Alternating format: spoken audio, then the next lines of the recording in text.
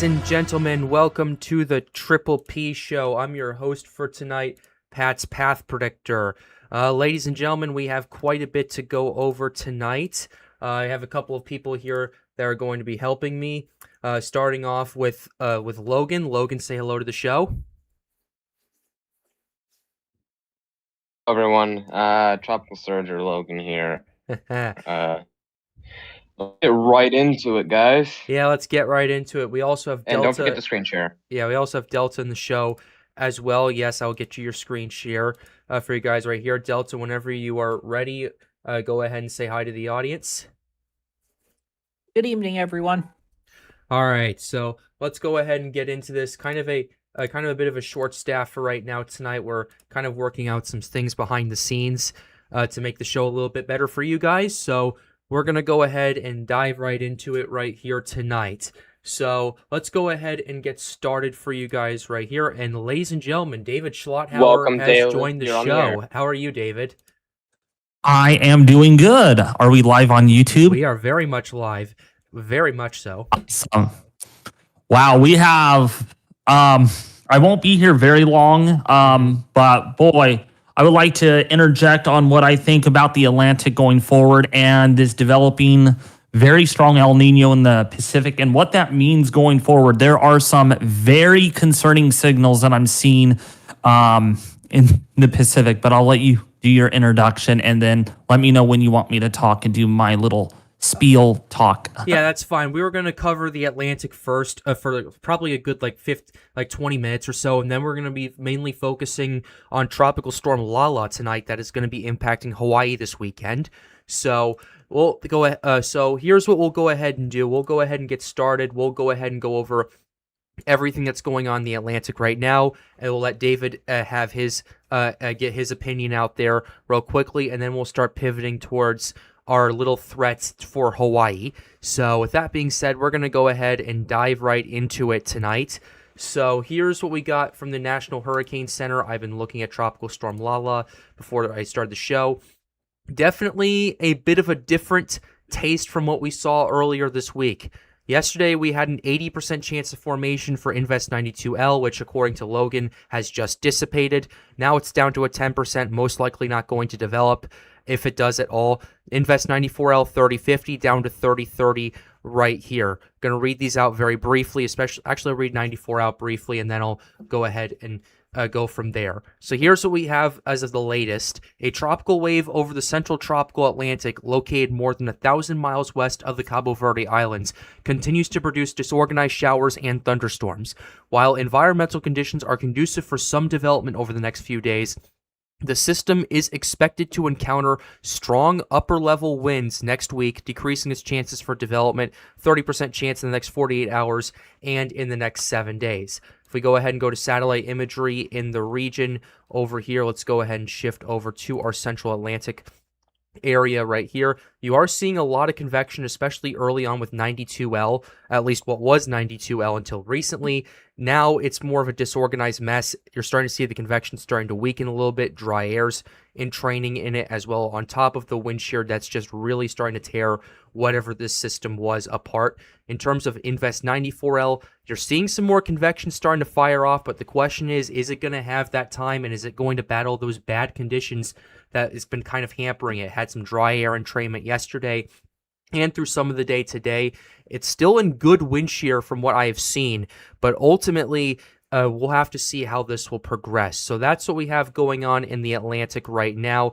We'll go ahead and turn it over to David if he'd like to go ahead and give his thoughts on what's been going on out here. I know we have a lot going on, so David, why don't we give you the floor and you can go ahead and give your opinion out there and see what's going on. I'm going to share my screen here because we do want to talk about the Atlantic here mainly, since that's what we're on. All right. So as I have previously discussed in my videos, and I was telling the weather community some of the weather community, that these two tropical waves down here are not going to develop, and they're not, and not really many people believed me, which is absolutely fine. We have our own opinions, but in a year like this, with a record-breaking, shattering El Nino in the eastern and central Pacific. There's a lot more vertical wind shear, and there may be times the vertical wind shear lightens up. Excuse me. Take your time. Excuse me. Lightens up a little bit, but overall, the background environment is not supportive. And I'm going to show you a couple of tools that I look for when it comes to forecasting the tropics here. And they could see my screen, right? Yes, they can. Okay. So the one thing that we're seeing, let me get my Epic pin here out. So got my Epic pin. Here we go. So, and this is epically extreme shear here. So what we have going on right now in the tropical Atlantic is, of course, we have this TUT future. We have anticyclonic wave breaking. So we got northeasterly shear over Florida. Then that shear backs all the way around, comes out of the southwesterly direction. And this is very conical El Nino textbook atmospheric response that we're seeing in the Atlantic. Lots of vertical wind shear in the Caribbean. We got lots of vertical wind shear, much stronger than historical records can go back on climatology. And this vertical wind shear here is on the order of about 40 to 50 knots, which is really, really strong. And when I click on a sounding, just to show you all what vertical wind shear, what the definition of shear is, it's not necessarily the upper level winds, but it's the wind direction change with height. And also there is quite a bit of dry air even in the lower parts of the atmosphere. So just not a healthy look here. And you could imagine you got your trade winds even in the mid levels of the atmosphere. So at 10,000 feet, that's our East African jet that races across the Atlantic. But then when we look in the upper parts of the atmosphere, these winds change direction. They come out of the westerly direction. And so when you do the calculation, here, we're looking at a net. So you add these two together. So in the deep layer, in the lower parts, you have 30 knot trade wind flow, maybe even 35 knots at peak. And then in the mid levels, you got 35 knots. So that equates to 70 knots of vertical wind shear because you got winds going in one direction, winds going in another direction. And that's just going to slice these storms up. All right. Another product that I wanted to show you too, let's look at the deep layer moisture plot. This is my favorite plot that I like to look at. Yeah. And there's many reasons because we can't just look at the lower parts because we know below 850 millibars, the air is going to be always moist. It just is because there's a lot of evaporation taking place off of the Atlantic going into the atmosphere. But when we go above that and we kind of extrapolate that and go and look at the 700 millibar, which is 10,000 feet above the surface, all the way up to 34,000 feet above the surface, we get a more better assessment of what the atmosphere or how moist and how dry it is. And here we have lots of dry air in the Caribbean. I've talked about this in many of my videos already in the past. Got more dry air out here coming off of Africa. This is the Saharan air layer. This is not to be confused. You're going to hear two terms. You're going to hear Saharan air layer. You're going to hear Saharan dust. Saharan dust is a visual representation of the Saharan air layer. Okay, dust itself is not the only thing that chokes off tropical waves. It's the dry air that is associated with that dusty air. Okay, so I simplify it and say there's a lot of Saharan air layer out here to the north of these waves. All right. And of course, there's vertical wind shear. So when we go and put this into motion, not only am I looking at models, but ensemble model forecasting, pattern recognition. That's what I base my forecasts off of. Pattern recognition for the time of the year, the background state of the atmosphere, and then I make my predictions. That's why I wasn't very bullish this whole time in the Atlantic. Like, you watch, we're only going to, and I don't even know why we had Cristobal out there in the subtropical Atlantic. I think that should have not been named. Very short-lived system, ran out of time. But like the two waves down here, I said, you watch, they're not going to develop. And here we are. Today, the chances are decreasing, as what Pat was saying, now down to a 30-30 on 94L, which is not all that surprising. It really isn't. And I don't see that developing, regardless of what the Hurricane models are showing, okay? We got to understand, we don't have aircraft recon out there to fly into these invests, okay, in the Atlantic. So it's basing it off of satellite data, satellite-derived data. You're not going to get a good, accurate picture, okay? So I've seen people post crazy stuff about this, like, oh my goodness, 94L could become a hurricane. Please stop posting stuff like that. It's not going to do you any good. It's going to make you look bad on social media because of the hype. This is not the year for hurricane weenies out there. Sorry to use that derogatory word, that the Atlantic is going to wake up. This is not the season. And it's a good thing. We have to give a round of applause to the Atlantic hurricane season that, man, it's going to be a below average season, because I'll tell you, there are seasons like 2020 where we have had over 30 named storms. Look how bad and disastrous that hurricane season was. I mean, be thankful that, wow, this season is actually not going to be that busy at all. That's great. That's good news. It's better for infrastructure that is repairing from Melissa down here in the first place, okay? Melissa was the strongest hurricane ever recorded in the Atlantic, by the way, with its minimum central pressure, or getting close to that. So going forward, I think Wilma is still the strongest at minimum central pressure. Okay. But in terms of wind speed, it ties Yes, that is Hurricane correct. Helen in 1980. okay, so I thought Melissa, there was like a drop on something of 200 something mile. Either way, you Yeah. get the idea. Melissa was a monster piece Oh, yeah. for Jamaica. But going forward, there are no indications that the Atlantic is going to wake up. And you're like, oh man, I wish the Atlantic could get busy, for us as YouTubers. But honestly, it's perfectly fine. We could have a slow season once in a while, like last year. It was a little more active last year. This year, we expect it to be a little slower. And that's perfectly fine, because maybe next year there are some very, very early indications it could be a busier season next year, because we flip right into a La Nina. Yep. There are some early indications of that. When we get to the El Nino side of this discussion, I'll do my intervention and talk again about El Nino. And I'll get to the scientifics on that in a little bit. But looking at the models here, it's just not looking very busy. And here's a way to learn, and Pat, I'm sure you've learned from me on this, is the MJO, or the VPA forecast, the velocity potential anomaly. All right. So when we look at this, okay, let's go over to here. This is going to work. Yeah, so perfect. So let's open this as a tab. So this is our velocity potential anomaly.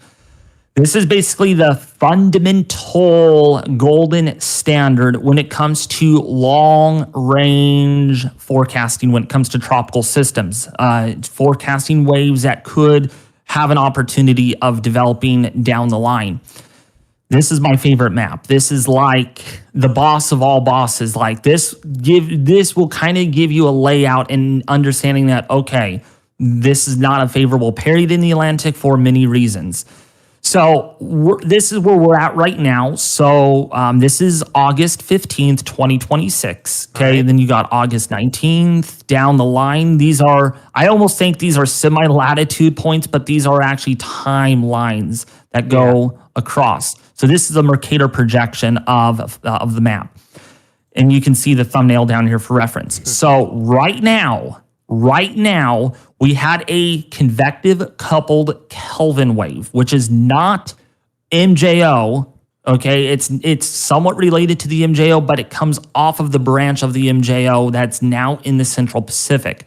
Okay, and why is that important? Because that's what gave us Cristobal. That's what gave us these two tropical waves that are now not going to likely develop. But that was our window. It's these windows of opportunity that we got to watch and stuff. We can get a name storm out here and there out of it. But notice now where we're at, because that convective coupled Kelvin wave actually fell apart. It actually did, and it's nowhere to be found here on the VPA. So now to where we're at now and going forward is that the Madden-Julian oscillation and the VPA, the velocity potential anomaly, shows a wave 1 structure right now. So we have a very coherent low frequency base state signal of the velocity potential anomaly tied to the MJO. However, given that the El Nino base state is very strong right now, this is likely leading to some biases of the weaker MJO signal influences that typically are seen during neutral patterns across the Pacific. So that's why the MJO is a little faded at the moment. Okay.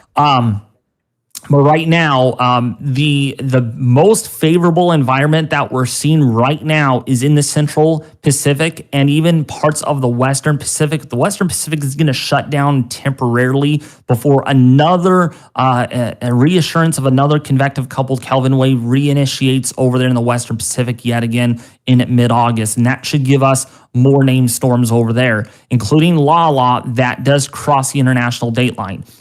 But when you look at this, you have to think about the blues as divergence aloft. So the air is physically spreading outward at 200 millibars, okay? So you fly a jet plane at 38,000 feet, you're going to have divergent flow up there. That's lift in the atmosphere because the air, once it spreads out like a pancake, the air below it has to rise. So you get lift beneath that divergent cell. And then over here, you get your sinking.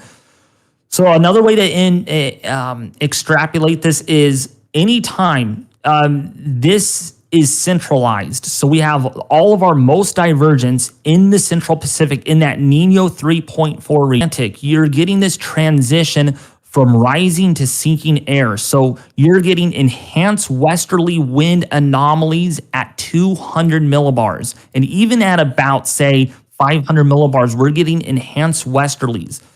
The problem with that is, what did we just talk about at the beginning of this discussion? Yeah. It's a product of vertical wind shear. So there's actually quite a bit of vertical wind shear that is going to continue across the Atlantic through the end of August. And that is why the Atlantic is going to remain closed doors shut, because of this VPA structure that I have mentioned already many times in my videos. Now, on the other side of that divergent cell, we have easterly wind anomalies that propagate out of this. So out of the Nino 3.4 region, out into the Western Pacific is where we have enhanced easterly wind anomalies aloft.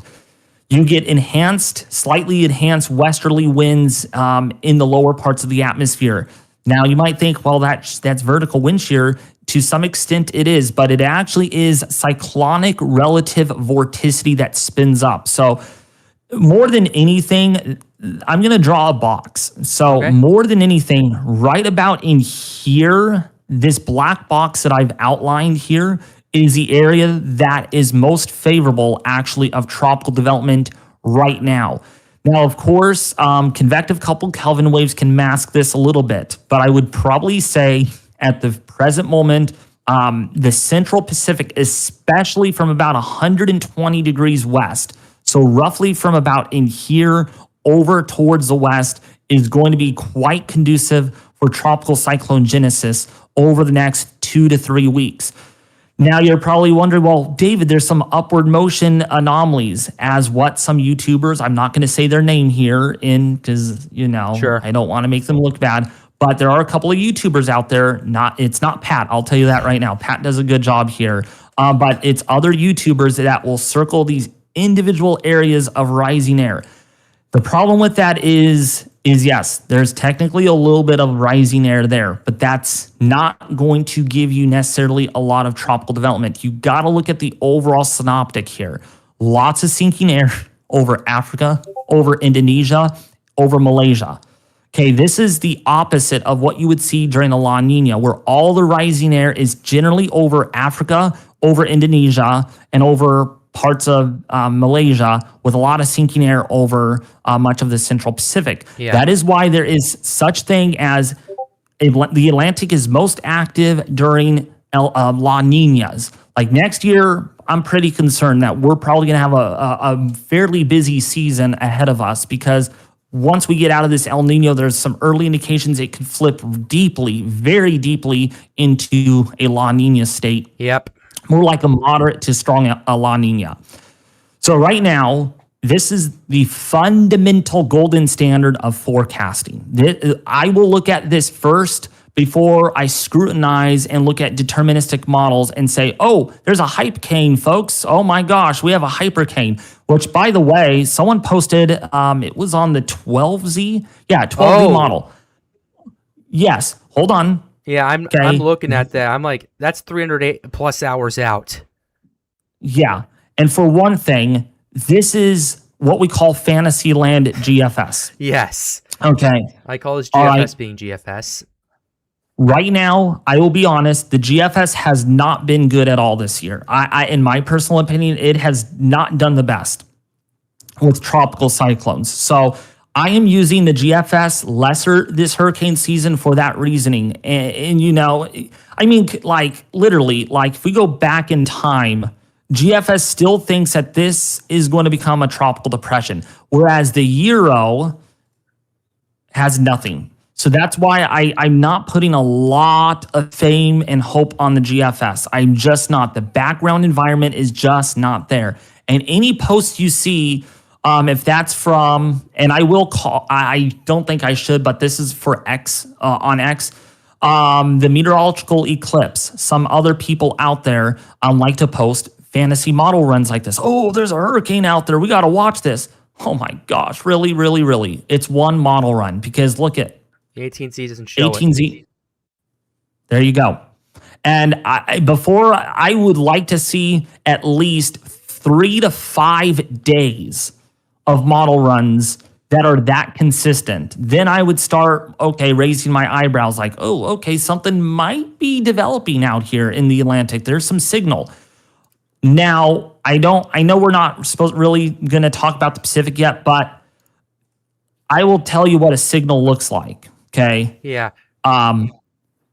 Actually, I guess we could talk about it briefly, but this is a signal in the Pacific that not only the GFS is picking up, but also other models are picking up, like the AIGFS, the APHIS model, other global models out there. The GFS is absolutely right at showing these storms far out. There's a signal out here, as we looked at, for development down the line. I'll get to more of that when we get to the Central Pacific, because it will tie directly into our El Nino. But anyways, that is all that I have to say, and that's why I'm very generous and conservative in my forecast this year, just because I know what I'm looking for compared to other YouTubers out there that they're smart, but they're I don't know. I'm not going to get into it, but yeah. Okay, right. Your turn, Pat. Okay, my question for you, David, is I want you to go back to that one graph that you showed and me previously with perfect. My question for you now is that as I start pivoting towards Tropical Storm Lala, how is that going to impact it? Do you, in your opinion, believe that this chart will benefit it or hurt it?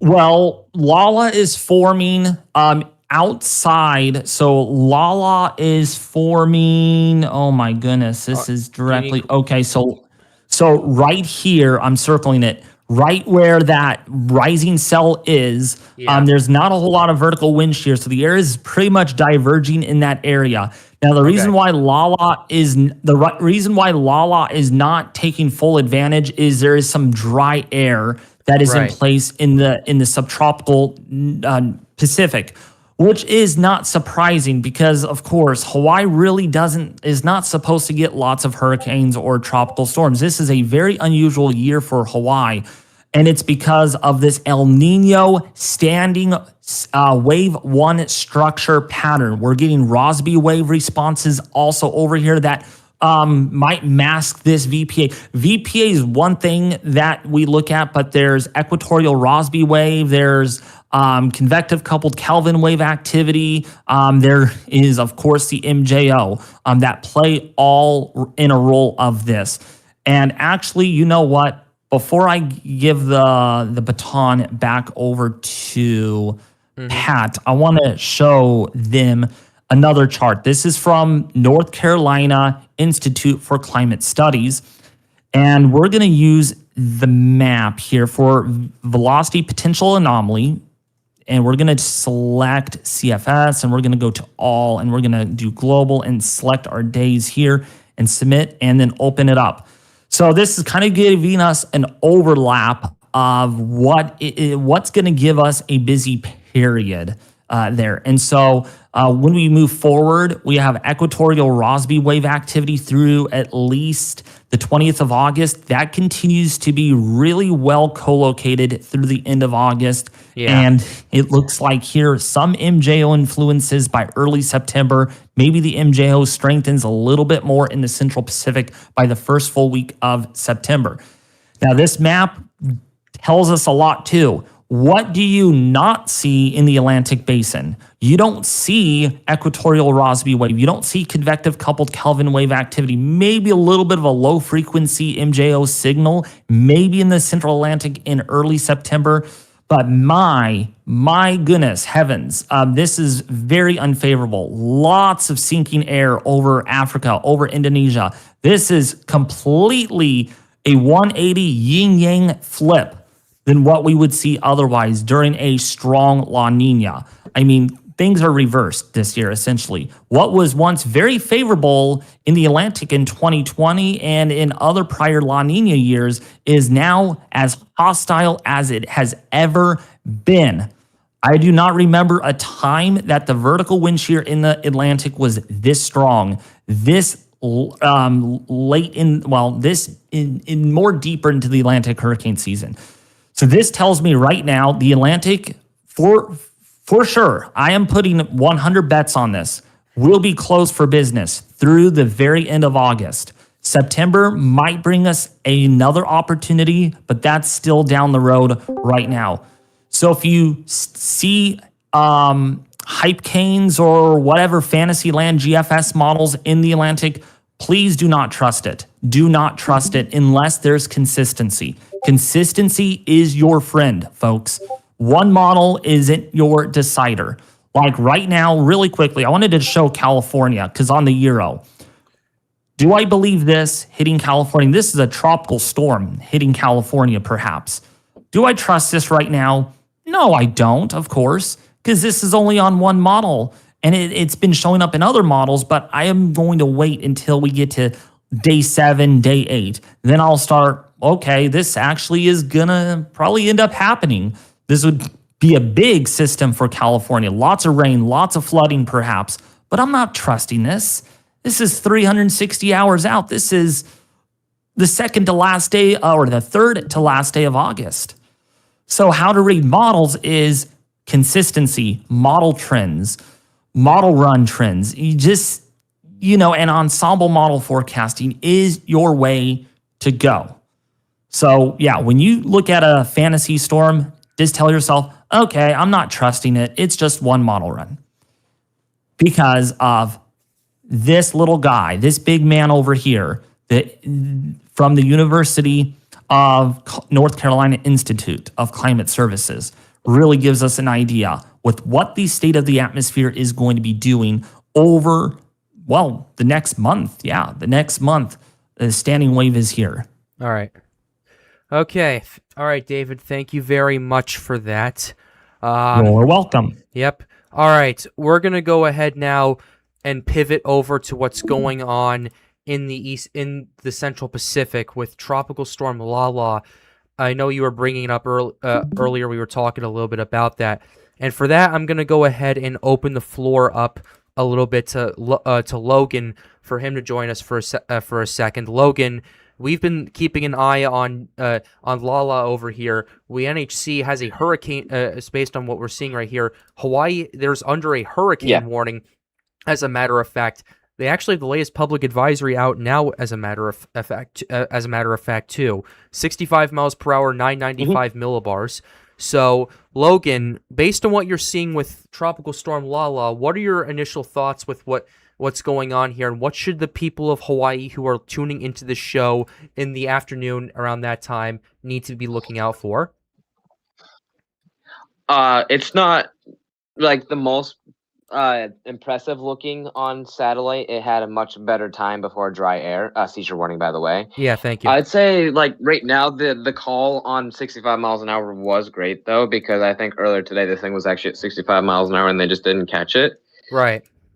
Excuse me. ahead. I noticed that they extrapolated a pressure of 995.7 millibars, which is probably what they got their 995 millibar estimate from. Right. And they Seizure also probably warning. got that Thank too you, LT. because- Go Yes, ahead, thank Logan. you.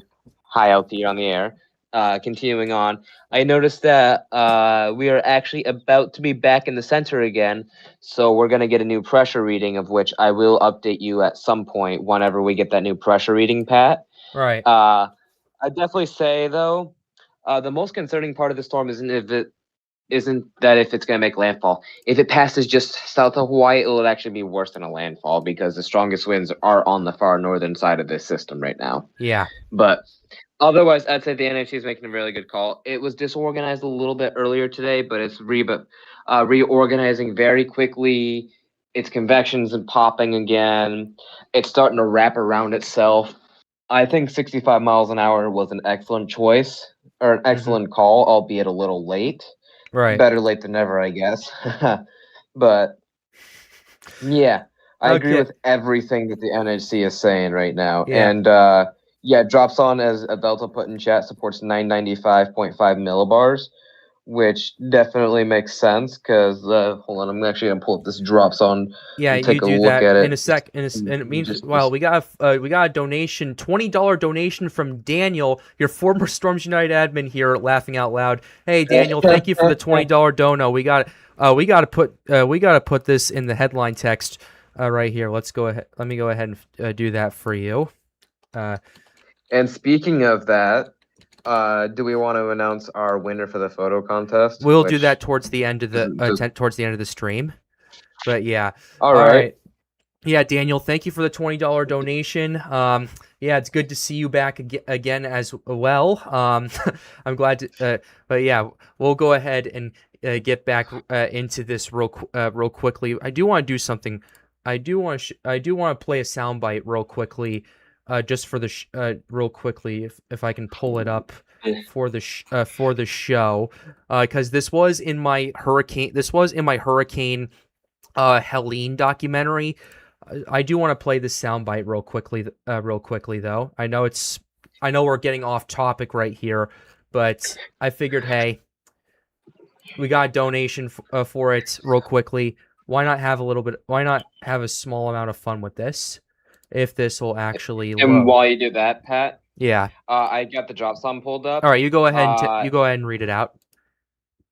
Okay, so at the surface, it does say 997 millibars, but they got winds of 25 knots, which basically actually would support 994.5 millibars because it's roughly every 10 nautical miles of wind is about a millibar away from the center. Yeah. So with what I'm seeing here, that tells me that it's 2.5 millibars lower in pressure, which is about 994.5 millibars, which is likely what they got for their center of minimum pressure, as Delta and I were just talking about.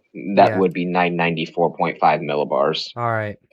Daniel, A now former administrator at Storms United started to stream on my channel Yes, thank you, Delta. covering the landfall and providing man, extensive the soundbite, coverage. was broken up a little bit, but I had to for the show. Yeah.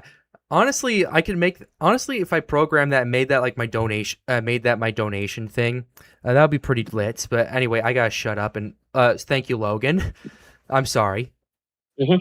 Yeah. Anything else you want me to discuss with this system? Let's see. Well, yeah, in just a second. I just want to pull this up real quickly, getting back into my serious mode for a second. Here's what we got. I'm just going to read out the public advisory a little bit, unless one of you guys wants to comb through this a little bit and give your opinions on this. I can go ahead and read this out for those tuning in from Hawaii. So here's the situation. Layla forecast to bring hurricane. No, not Layla. Lala. I get those two confused. I'm sorry about that, guys. Lala forecast to bring hurricane conditions to the Big Island of Hawaii Saturday. Heavy rainfall expected across the Hawaiian island chain this weekend. 65 miles per hour, 995 millibars, moving west-northwest at 14 miles per hour. So definitely a situation to watch out for. Hurricane warning in effect for Hawaii County. Tropical storm warning in effect for Maui County, including the. I am probably going to butcher these island names just to preface there. So those you tuning in from Hawaii, please correct me in the chat if I get if I get these wrong. But here we go: Maui, Lanai, Molokai, or rather, and Kau. I can't even pronounce that last one. I am sorry. A tropical storm watch is in effect for Oahu and Kauai County, including the islands of Kauai and Niihau. It's right there. If I butchered any of this, I do apologize 100%. But anyway, right there. So that's what we got. Whenever you're done, I have an update. All right. All right. Give me one. What's the update? Flight level on recon found an extrapolated pressure of 990.5 millibars just now around what would be the center of this storm. 990.5, yes. 990? Right. Wow. Yeah. I think 990.5. Yeah, I think at that point, I got it pulled up right here. I think at that point we could probably open the floor a little bit to Delta and LTW to get their thoughts on what they just saw. Delta brought it in the chat. What are you guys, Delta LT, if you're in the show, what are your thoughts? What's going on with what we've seen? I'm just that tropical storm Lala is as forecasted, slowly strengthening at the current. Yep. So I would expect the drops on to be a little lower. Extrapolated is just extrap. It is not the actual pressure, but it could be close. Yeah. So I'm gonna say the last drops on found about 995. I would not be surprised if they found maybe 994 or 993.7 around there. It's slowly strengthening. Yeah. Thank you I would very say much. closer to 993, 992 millibars personally, just because the 995 was a little while ago, and the extrapolated pressure tells me that this is strengthening faster if they have an estimate to go off of. Yeah, personally. I want to So take that's a my quick personal look at. thought. Yeah, I want to. While you're talking, I'm taking a quick look to see what's going on with our. Yeah, that's what I was worried about. Keep going, Logan. Yeah.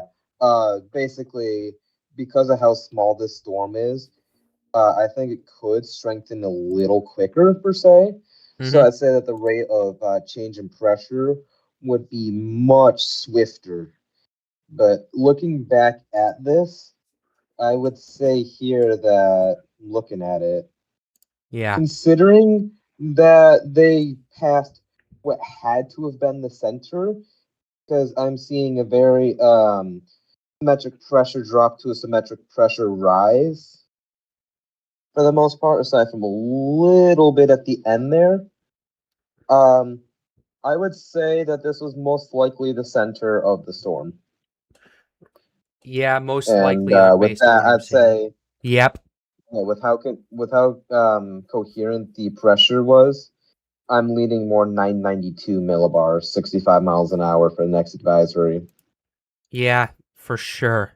It's definitely a bit of a shock for sure. We'll have to see what the drops on data confirms in just a second.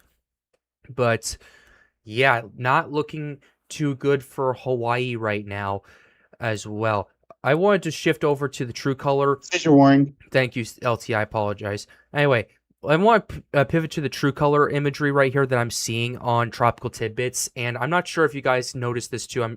If you're looking in the call, but I'm definitely noticing the outflow is really getting enhanced, especially more so to the north. There is a little bit of shear, I believe, to the north of the system that is kind of catching this outflow and really allowing for this to whip.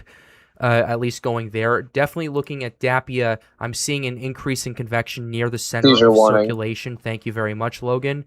I'm gonna go ahead and pull this Also, up once trough angle again. support. Yeah, what's up? What were you saying? Trough angle support. Yeah, definitely seeing a lot Just more the top trough to the ankle north. support now. I mean, I talked about this in the video today and my video yesterday. Watch the approach to Hawaii. There's a bit of an area that of shear to the northwest that could enhance the outflow. I think we're already starting to see a little bit of that right now, seeing more convection blowing up near the center of circulation as well. So, what are you guys' thoughts on what you're seeing on satellite? Both with the true color and with what we're seeing with our convective bursts. I'm getting, yeah, this is, wow. By the way, hello everyone. Hey, LT. Yeah, it doesn't look impressive, but that doesn't mean that there still won't be impacts. Yeah. Yes, this is great. This is giving me, correct me if I'm wrong, was Dolphin enhanced by the outflow as well? I think for a little bit it No. was. What? I don't think so. Oh, I don't okay. think there was a Oh. trough Never mind. interacted with Dolphin at all. Oh, Maybe just close to Okay. landfall, but otherwise, I don't think there was a trough angle support over the water per se. okay. But don't worry, this is not going to do what, yeah. But anyway, Yeah, no. sorry that I got off topic. But yeah, that 990 is, wow, that's pretty low. I think the NHC are going to take note of that. And I don't know what they're going to do, maybe bump the pressure down. But I know it's not the official pressure, so yeah. Right. For sure. I would also say that the trough assisted divergence is assisting the system right now, and if it can continue building this convection, which that trough assistant can support, it can better fight off that dry air that's in front of it. So right Yeah. now, what we really need to keep an eye on is if over the course of tonight, it could build a solid convective core. That is what we're trying. That's what we're trying to focus on. Do you think that Because right process is now- going to start now, or do you think it's a little ways ago? I think it will really. It could, if it's going to get going, it's going to get going when local DMAX occurs for Hawaii. But right now, it's got a nice little swirl structure. There's Mhm. just not a lot of convection with it at the moment in the center. Yeah. It's By the way, DMAX more- is in about 7 hours Hawaii Standard Time. Yep. okay. 7 hours. Thank you. Yeah. All right. Yeah. Mandy Chun in chat is asking, what does 990 millibars mean in terms of what it means for Hawaii? What essentially this means is 990 millibars based on this indicates that with the extrapolated pressure, this system is strengthening, albeit at a not. It's not necessarily strengthening at a rapid pace. It's doing it right now at a rather steady pace, from what I've seen. But basically, what this is indicative of, especially in that part of the Pacific, is at least a strong tropical storm is going on. Since we're at 65 miles per hour, I can argue that that is a strong tropical storm already.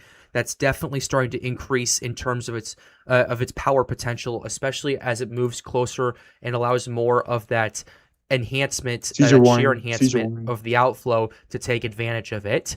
Also seeing more convection as well will definitely help with that as well. And if anyone else in the call would like to add on to that, feel free to.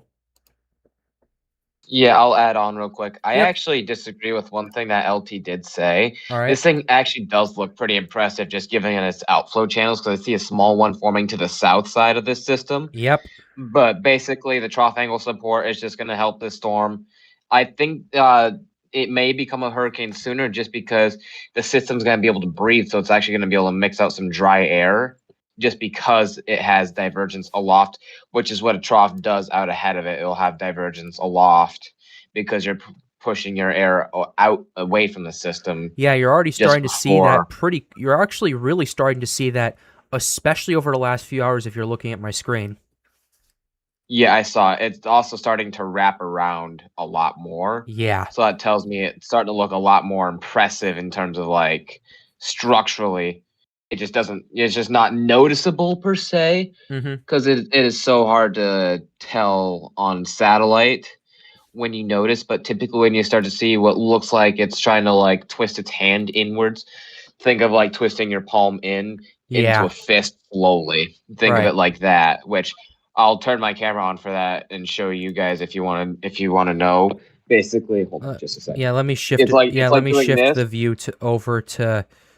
Let me shift my view over to Yeah, you, Logan. by the way. All right, go for it. Hello everybody. Yep. It's basically like you're doing this. Basically, you're coming in and you're tightening. Yeah. Basically, is what you notice on your satellite imagery. Yep. That tells me that you are strengthening a storm, building an inner core, and possibly soon forming an inner eye wall. Yeah. And that's what I have to say about this. Yeah. So, I'm in Honolulu and tracking Lala closely. Appreciate the coverage. Thank you very much, Mandy. If you'd be willing to, if you could share this stream to your friends and family, let them know that hey, we're watching this, we're giving our analysis on this, and we're keeping an eye on this. That would really be much appreciated for us. As always, be sure to hit the subscribe button, like the stream if you are new. Goal, as always, is to get more people engaged with weather. But thank you very much. I really appreciate that there's some people out in Hawaii that are watching the show because we are definitely covering this for right here. The last time we had a hurricane directly impact Hawaii was, I believe, Hurricane Hone back in 2024, August of 2024 was the last time that happened. And before that was, I think, correct me, I know Dora, people cite that as an example, but that was more of an indirect impact. I think the last direct one past that, I believe, was Hurricane Douglas back in 2020. Please correct me if I am wrong, but I think that's the last one. I want to correct you right there. Yes, go ahead. That was kind of just outside of Hawaii. It was to the north, and it was a tropical storm I should mention at that point. Okay. The real major one, the last one that occurred, was in 1992. That Iniki? was Iniki, which I believe was a hurricane at one point. I don't know. I have to fact check Yep. that. Yes, it But was a Cat Iniki 4. was the last example. Douglas was a near pass, Mm-hmm. which I'm also not really considering as a tropical storm because that's when it was also dying. Fair. So it wasn't really too impressive or anything. It's just, okay, it's there and it doesn't look too good. And it's Right. just, okay. So that I'm not counting that because it was basically dead by the time I got to Hawaii. But yeah, basically Iniki 1992 and Hone 2024 are your only real examples all of anything direct for Hawaii that I can think of in the near past. Seizure warning. Thank you, LT. But yeah, I'm watching this right here.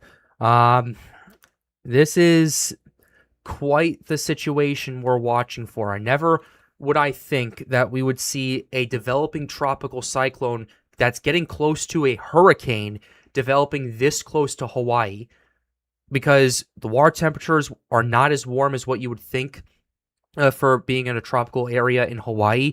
You also have the northeastern Pacific high pressure area right there, that high pressure system that just very persistent and keeping a lot of the tropical cyclones away from Hawaii. It's definitely not the case this year for what I'm seeing. And looking at the water temperatures from when we saw it earlier, guys, it definitely served as a bit of a warning sign. And this might be that warning sign that it was trying to tell us.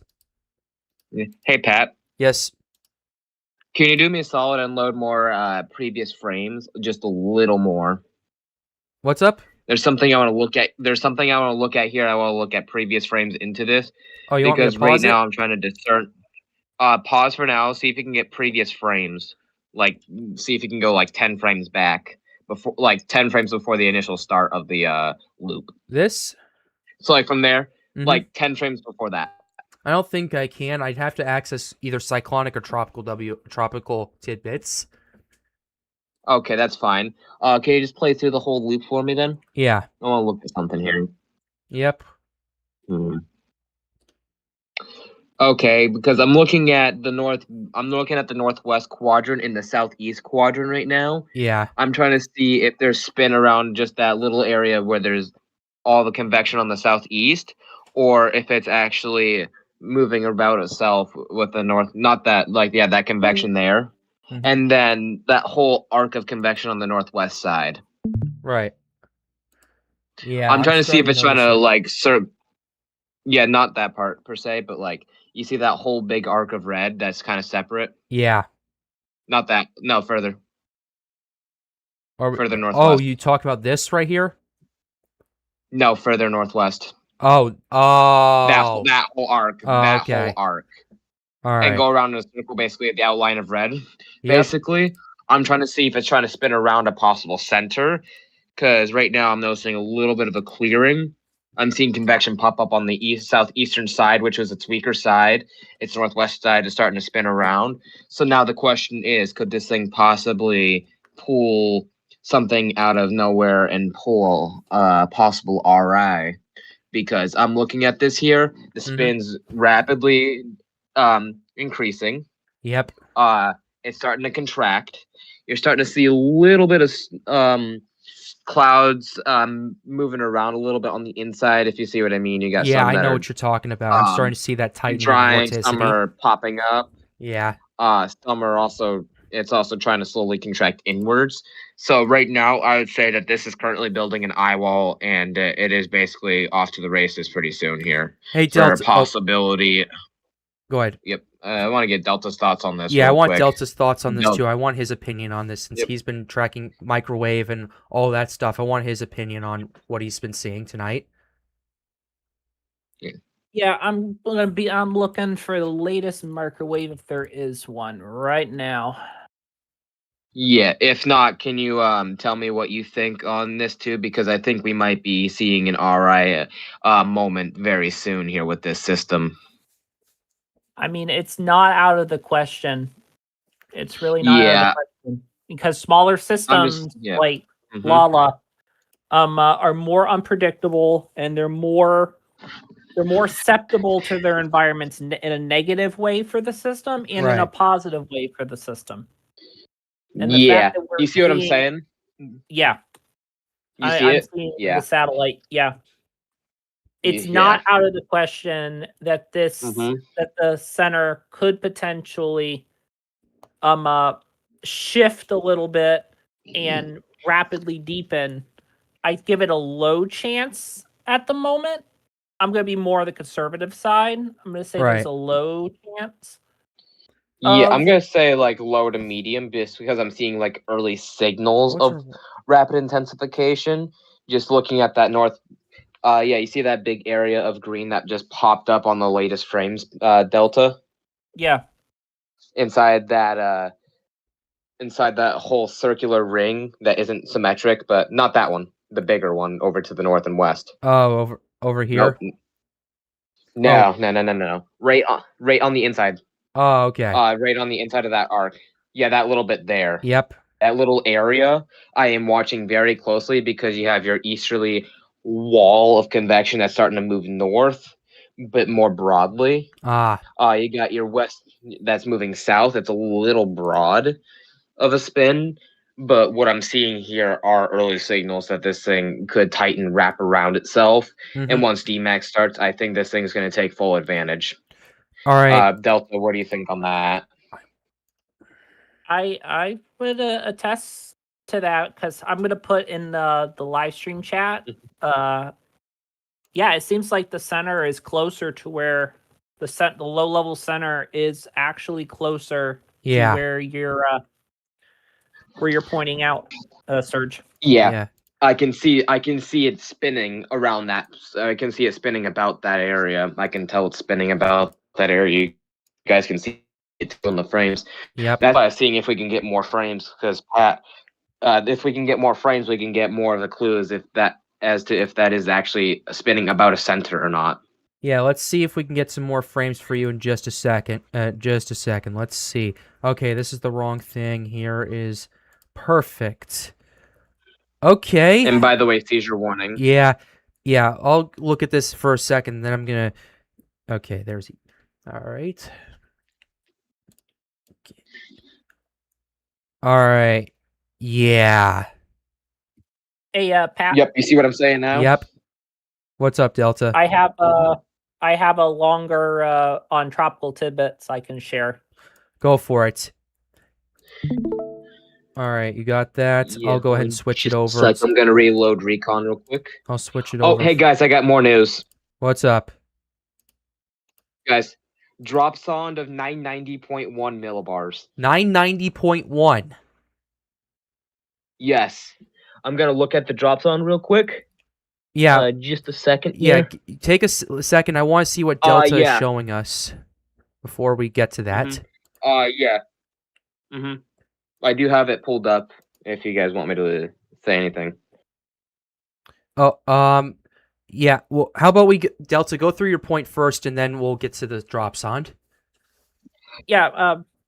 You show my screen on the. Yep, it's on air. there. It's already on the show. Yeah, and Yeah, I want to see So, what you're yeah. saying, Delta. so this is a 3-hour loop. Set up. And yeah, I can. I definitely see what Tropical Surge is saying. Right. Pointing out. Absolutely. Yeah, I noticed it immediately. Yeah, I it's noticed starting it to protect immediately. itself, I saw too. that. I saw that southeast. Yes, I also- that little curtain, as I call it, because this is something. I'm not comparing this to the storm. I'm just saying this had something like that storm. Melissa did when it fought its dry air. It had a rain shield, a rain curtain out in front of it, just like this storm does now. Am I saying this thing's gonna be Melissa? No. Hell no. Hell No. Yeah, no. That's not happening again. Yeah. No. Not for a long time. absolutely All not. At right. least. Cool. All right. Yeah, and I do not wish for this to happen. Yeah. Yeah, that little curtain is going to protect it from the dry air, as per the fact that it can breathe now. More convection, more rising, because you have more divergence aloft. That allows this to happen, and boom, you're going to have a tightening core, a potential eye wall form. I'd say a moderate hurricane, like a Category 2, is on the table, in my personal opinion. If this thing completely starts, everything goes its way. Yeah, like I think it's doing. Okay. All right. All right, Pat. I'm gonna. stop Anyways, streaming. I have the Oh. drop sound. All right. That's fine. Go ahead. Ready when you are. Alrighty. So they got a drop sound of 993 millibars, but with that 993 millibars, there was winds of 29 knots at the surface. So that is about a 3 millibar drop, which is how they got the 990.1. So we have support for 990 millibars on Lala. Yikes. So, Super yikes. That drop sound supports 990 flat. Yeah. All right, David, you've been hearing all of this tonight. You've been hearing these pretty quick developments. What are your thoughts on the latest information you've seen on Tropical Storm Lala tonight? If you're there.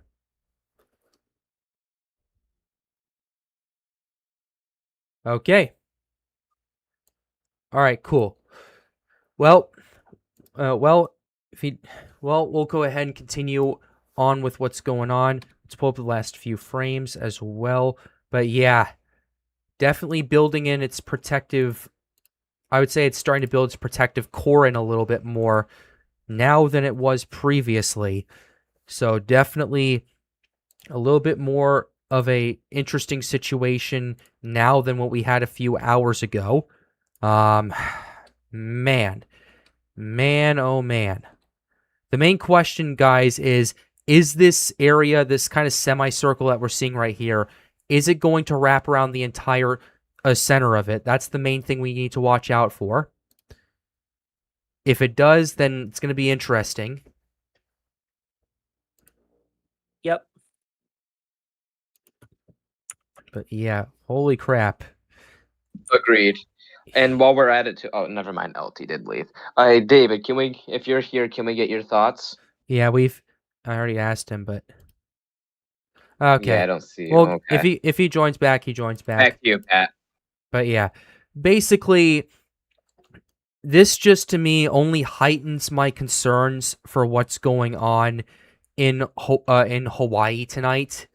It's definitely a bit more of a concern than it was for me previously. Be sure to like the stream, subscribe to the channel if you are new. Goal, as always, is to get more people engaged with weather. Feel free to join the Storms Unite Discord server as well. The link to that is in the pinned chat. And it looks like John is here on the air. John, you're on the air. What's up? Well, Can you? he deafened. He's deafened. All right. Give him a second. I know he has storm code that he's going to want to share with us in just a second. But yeah, this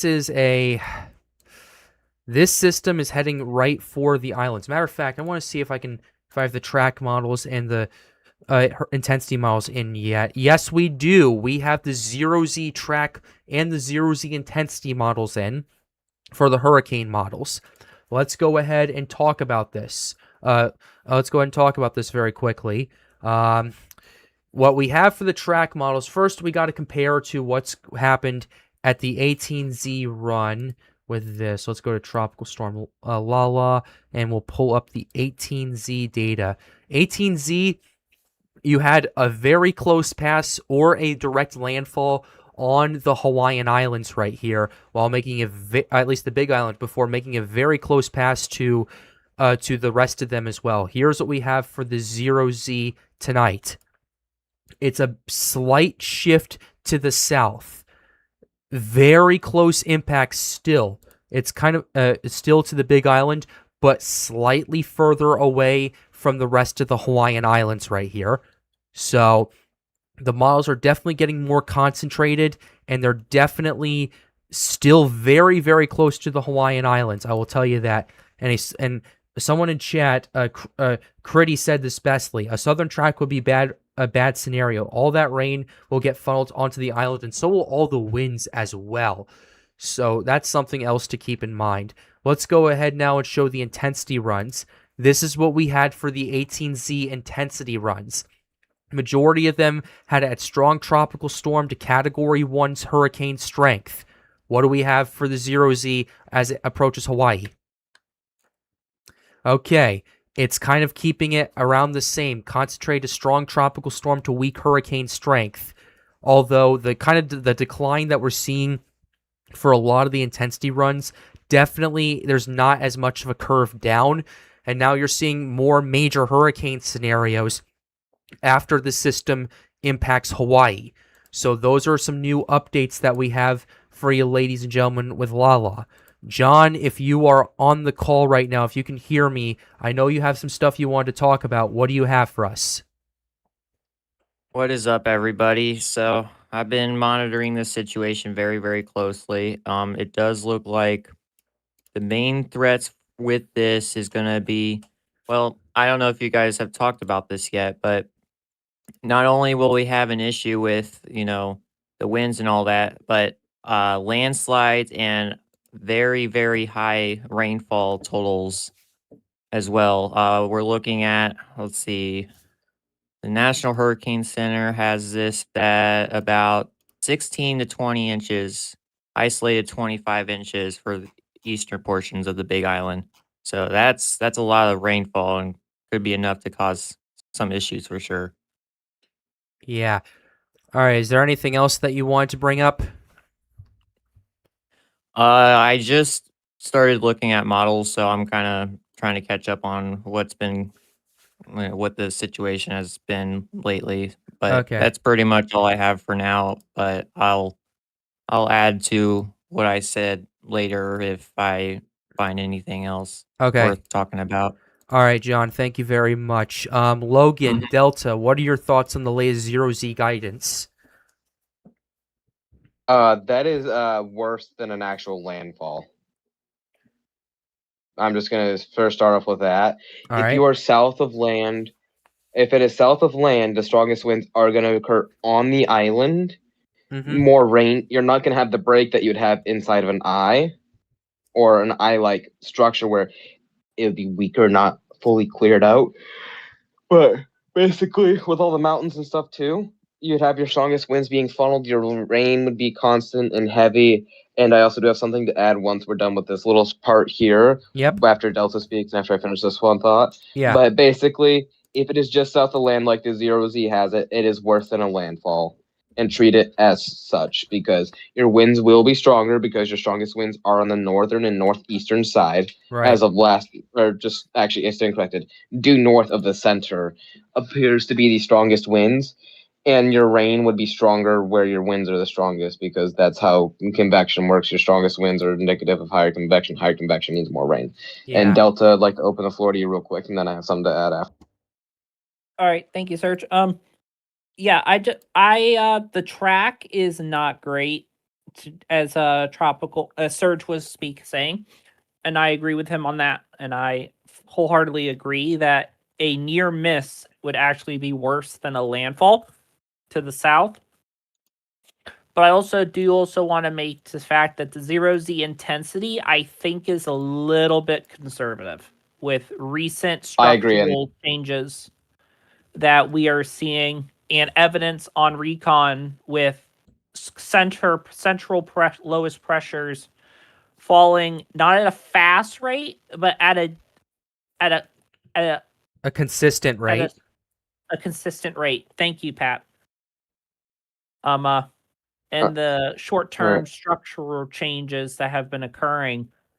So I think the intensity would be close. The intensity would be closer to the average from the 18Z versus the 0Z. I think the 0 is a little on the conservative side. That I agree with.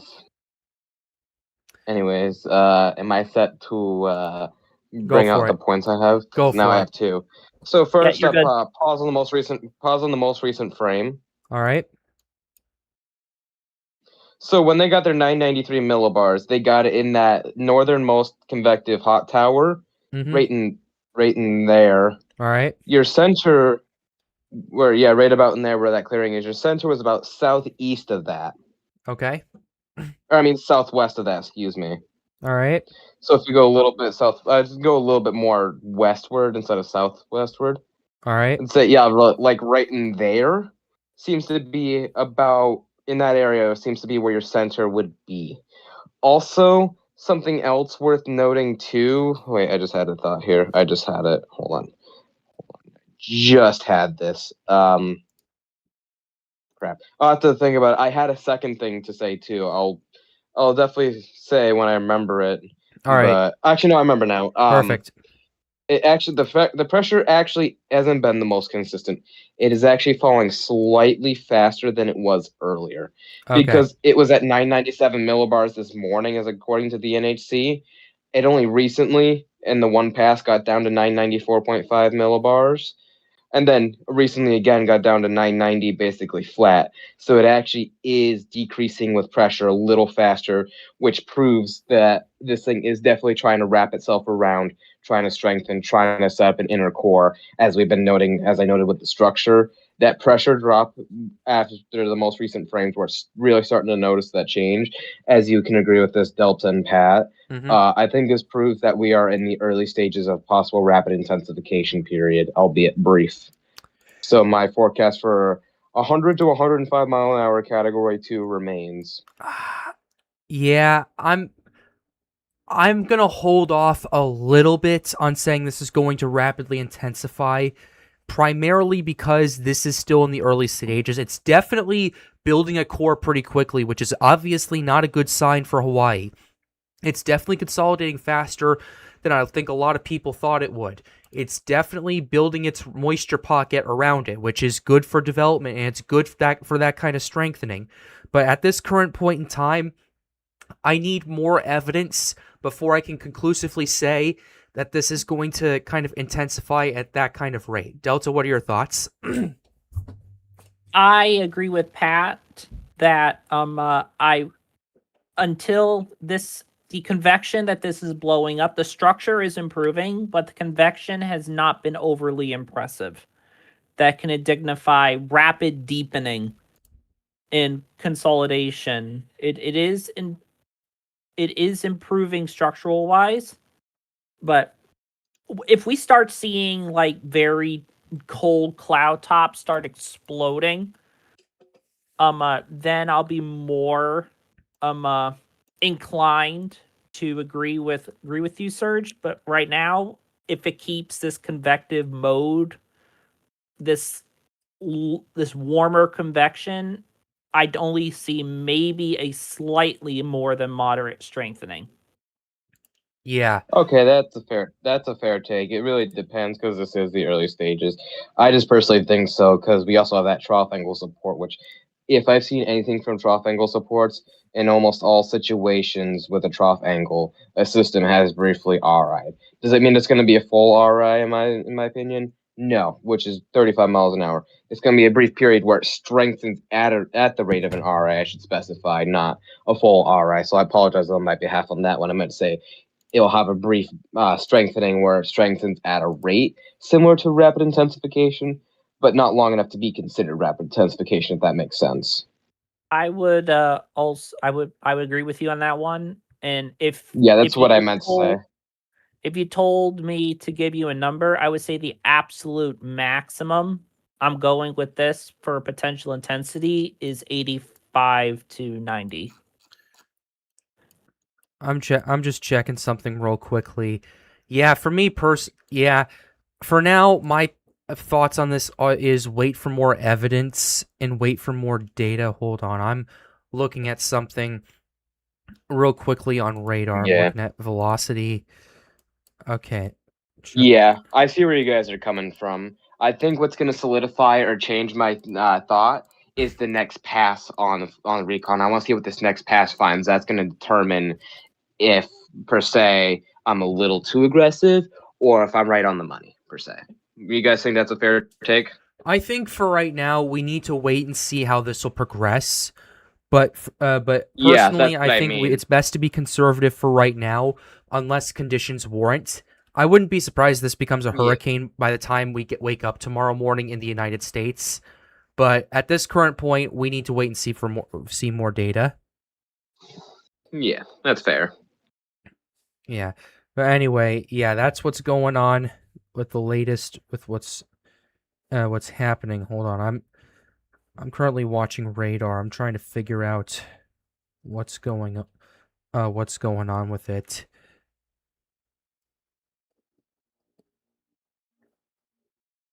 All right. Okay. Anyway, cool. Back to this map right here, just for my satellite imagery. The outflow, at least in general, is about to approach Hawaii. From what I am seeing, it's really been whipping in terms of its outflow over the last several hours. Matter of fact, where were we at? This is from earlier today. This was earlier this morning. Yeah. Okay. Okay. I just got sent something real quickly. I got some radar I was looking at as well. I think based on radar, from what I'm seeing, it looks like from what I'm gathering, it is maybe attempting to build its own core. So kind of backing up what we've been looking at on satellite as well. So at least we can say that what we're seeing on satellite is most likely getting reflected on radar at this current point in time. We'll have to wait and see how things will pan out. But overall, been doing a pretty good job, as a matter of fact, of getting its act together and especially consolidating a little bit more as well. One thing I do find kind of interesting, though, is the convection that's a bit further to the northwest is starting to level off a little bit. So I'm going to want to keep an eye on it, see how that's going to pan out. But what I am also noticing, too, is the convection, especially to the eastern part of the storm. If you guys are taking a look at this, you're seeing more spiral banding going on. You're seeing more convection starting to fire slowly but surely and rotate around it cyclonically. What are your guys' thoughts on how this is going to impact the system's breathing and organization? I actually just posted an image in the VC chat just before you said it. If you look back in the recent frames, you can see that the convection on the southeastern quadrant actually spreaded from southeast into the eastern side. So this is about into two quadrants now, per se. You can kind of see it spreading, which is kind of backing up my theory a little bit here, and part of why I'm a little aggressive. Also, I think what's happening is it's shedding that outer arc on the western side. Yeah. And it's going to wrap around with that I'm think it's trying to wrap around right now, which is why I'm a bit more aggressive than you guys would probably agree with. Then what I want to say for sure, because I have about a low confidence in the 100 to 105 miles an hour, I should say. Sure. What will determine my confidence is that next recon pass, because that will be long enough time to see progression. If pressure drops, because satellite doesn't mean everything, if I'm seeing another pressure drop again, and then I'm holding, I have a decent confidence in category 2. Per Okay. se. If I don't see it really drop, then I'm gonna be more inclined to say 90 to 100 miles an hour. All right. Cool. That's definitely a little bit more for sure that we've seen tonight. It's quite crazy to look at this and even consider the fact that a developing tropical cyclone and developing potential hurricane is about to impact Hawaii. Well, based on what I've seen with the water temperatures, I'm going to pull it up right now. It's a little bit more believable. Where Lala currently is right now is in an area of about 27 degrees Celsius. And based on the 0Z track guidance, it's going to stay in 27 degrees Celsius, at least until it moves further over to the west into warmer waters and better conditions for a pretty quick strengthening, as the models have shown. Now, what you would normally see in Hawaii is much cooler waters than what you are seeing right now. But because of the super strong El Nino, you have a situation where the waters in the Central Pacific have absolutely exploded as a result. And this is just kind of exacerbating the thing right here. Matter of fact, I want to check the Climate Reanalyzer just to show you how abnormal this is for that region. Let's go ahead and go to SST anomalies.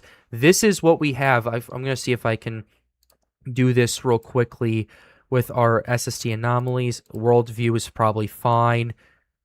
Consistently, since I believe May, when this El Nino started developing, you did get a little bit cooler anomalies over here, but in June of 2026, based on what I'm seeing, that's when you had that switch to well above average across Hawaii. And July, that has continued to exacerbate, and it's continued to exacerbate further in August.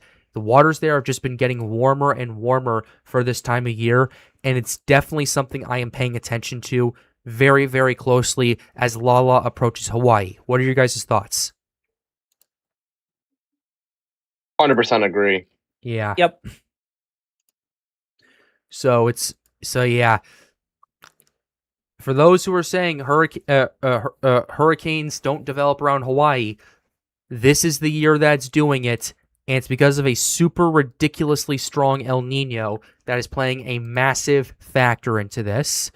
So that's what we're paying attention to. Okay, Delta has the latest mid-level and upper-level microwave passes. Do we want to go over those? I'll let Surge go over them. All right. Yeah, so I'm looking at that. Even though the microwave is very crappy per se, because the resolution just wasn't that good, you can still see, even though it's on the one side, you can still see the signs of an inner core workings. Yeah. Right in that little bit there. Yep. I think all this is supporting my theory and evidence of the possibility of a rate of rapid intensification like strengthening to occur. You think you guys agree on that one? Which map are we looking at? Which map are we looking at? Both of them? Okay. It's definitely definitely stacking up pretty well. That's for sure. Yeah. Yeah. Yeah, you typically see this in a storm that is about to do something similar to an RI event. And with a trough angle, I just think personally in a trough angle, you can't be too conservative because you never know how that is going to interact with the system. Yeah. It could do something like a Gabrielle of last year and strengthen more than expected. Am I saying category 4? No. No. But it could have strengthened more than expected, and that's why I'm a bit more aggressive with this forecast on my end. Fair enough. But yeah, I would say that if it keeps stacking and we see this go from a little bit less yellow and a little bit more green all around, I'd be more inclined to agree with you. But what I'm seeing right now, it's taking its time, but it does at the same time kind of have time on its side. This is just a quick theory I have, but what is your thoughts on maybe, what I'm thinking is maybe this system could strengthen. Seizure. Yeah, could strengthen not just as it's approaching the Hawaiian Islands, but also as it's moving across there. I know there's wind shear that might for the battle for the system as it heads over there. But do you think there's a possibility that, let's say it takes full advantage of the trough angle and the shear backs off a little bit, do you think there's a possibility of this maybe strengthening as it's moving across the Hawaiian Islands, as it kind of moves south of there, dare I say? Yes. Yes. Yes. Okay. Yeah. All right. I just thought I'd get your opinions on that because it's definitely something I've been watching and definitely something I'm kind of interested in, kind of keeps me interested in this as well. All right. I just said too many words with that. Okay. So, yeah, that outflow is starting to approach the big island of Hawaii. I hope you're enjoying your day out there on the beach because this is definitely a situation you're going to want to watch. I wouldn't be surprised if rip currents are already starting to be up pulling across a lot of these areas. I'm sure the Big Island and a lot of the Hawaiian Islands are preparing pretty quickly. I'm sure they're doing it at a rather diligent pace based on what I am seeing with the models and the recon as well. Okay, we haven't had a recon update in about 20 minutes, which that's not fantastic at all, but we'll see if Tropical Tidbits has it. Yeah, we haven't had a recon update. I do have something to say about Hawaii. What's up? The governor did issue a state of emergency. Yeah. About yesterday or today, I believe. So that is something to enforce the fact that yes, Hawaii is preparing for this system. Right. It's definitely. What's up? I think we should also go over some of the potential impacts, or our opinions on the potential impacts. 1000%. We haven't even talked about the cone just yet, and how that might impact. For starters, here is your cone. Look at how expansive. What's up? Oh yeah, Pat. Have we talked about El Nino yet? No, we haven't talked about El Nino yet. We're mainly kind of concentrating on tropical storm Lala, given the latest data that we have and the fact that this is going to be impacting Hawaii. But we're mainly focusing on that for a lot of the show tonight. Oh, okay. I thought we were going to talk about El Nino. Okay, my bad. You're good. But yeah, if you've been paying attention to the show, we've been pretty quickly watching what's been going on. They found recon data. Their official drop zone in the center was 993 millibars, but based on what I've seen and based on the fact that there's 29 knots of wind, we're thinking the pressure might be a little bit lower than that, based on what they found there. Also looking at satellites, it's definitely showing more signs of organization than it was previously. And also you have to take into account, too, that this is going on in the afternoon in Hawaiian time, I would say. So it's definitely something we're going to want to watch out for. If you've been paying attention to this, David, what are your thoughts on what we've seen with Lala so far? I see it's interesting. Half of me says it's struggling a little bit, but the other half of me says it is strengthening despite that. And it's because of the lack of vertical wind shear. But there's also, I think that dry air is what's making it kind of a hybrid-ish look. Some of the drier air wrapping all the way around onto the southern side. Yeah, I've definitely noticed that too. It looks, at least with the outflow, it's definitely creating a bit of a shield right here. And based on the latest returns with the satellite, it's definitely, at least with the convection, it is starting to fight that dry air and push it out a little bit more. So that's something I've been keeping an eye on. From what yeah. But yeah, it's definitely one of those situations we're gonna have to watch for sure. But yeah, let's go ahead and get to the cone once again. First of all, let's go to the public advisory real quickly. Tropical storm force winds extend outward 195 miles from the center. Taking a look at the cone. My gosh. Yeah. Wow. This is a large storm. The winds are mainly concentrated on the northern side, but this is a large storm that already encompasses pretty much the entire big island of Hawaii and several of the other islands as well. According to the cone, it's expected to strengthen into a hurricane. Hurricane warnings are in effect for the Big Island. Tropical storm warnings in effect for those areas in Maui County, and then tropical storm watches in effect for Oahu and Kauai.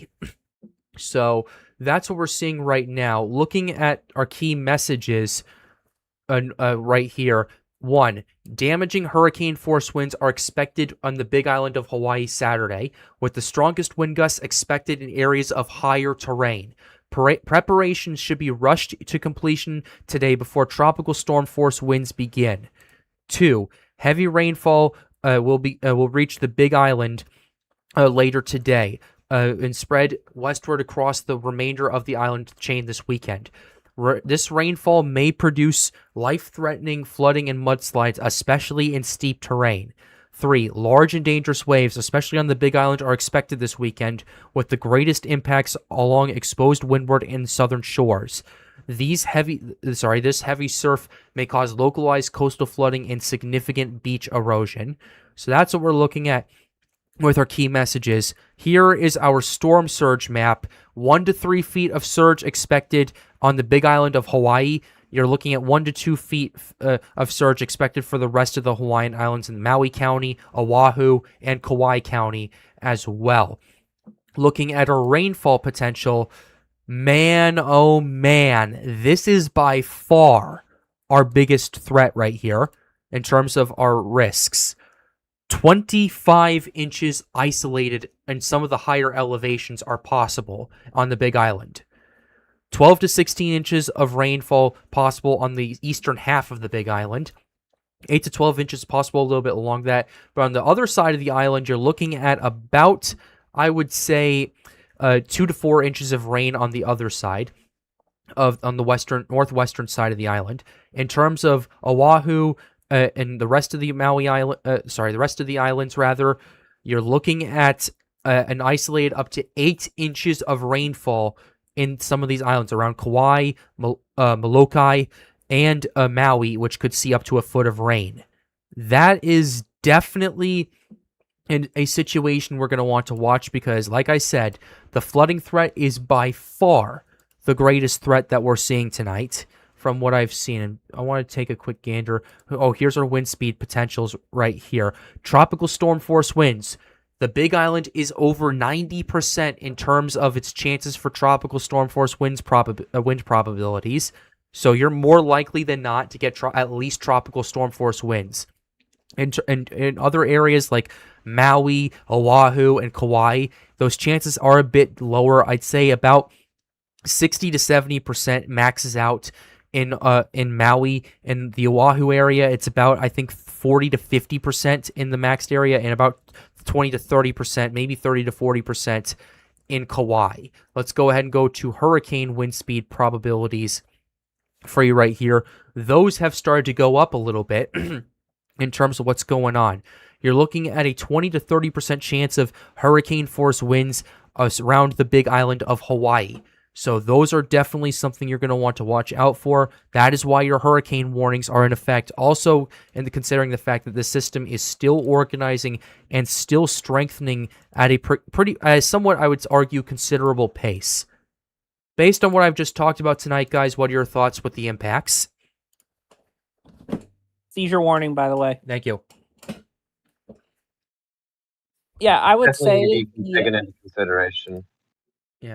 Go ahead, Delta. I would also, the rainfall is going to be the biggest problem with this system. Yes, there could be some local some damaging winds with this, but you don't need hurricane force winds if you have to produce a lot of damage if in those higher elevations with all of that rain, 25 inches, 2+ feet in a span of only like 2 days. that's a recipe for a lot of mudslides, landslides, and with the ground being getting saturated, that's going to cause a whole lot of tree fall, and that's going to isolate all your smaller villages and your communities all around the Big Island. And that's the thing. Hawaii isn't used to hurricanes. No. They very rarely have to worry about them, maybe like once every 10 or so years, but even less for a direct landfall, which this does have the good potential too. But yeah, the rainfall is going to be your biggest problem with this. Absolutely. I do actually have a comparison with this storm to another storm, actually. All right. And this is an Atlantic storm from another El Nino. Tropical Storm Erica Oh. is a perfect example. Lots of rainfall, but the winds weren't insane. That name still managed to get retired because it caused enough damage and caused enough destruction, despite being a tropical storm, and it hit islands. Was that in 2015? Yes, this was. All right. Erica 2015. That's my first thought when you say rainfall, and currently, if it's the strongest, pretty strong or not. Yep. Thank you, Delta. Yeah, my first thoughts and instincts scream Erica to me of 2015. What do you guys think? I would say Erica, but a lot more organized and a lot stronger, Yeah. because Erica crashed into the Dominican Republic and just absolutely just dissipated from there. Yeah, I'm also mean the rain. Yeah. Not so much structure, but more so how it managed to do so much damage despite only being a tropical storm because of all the rainfall. Yeah.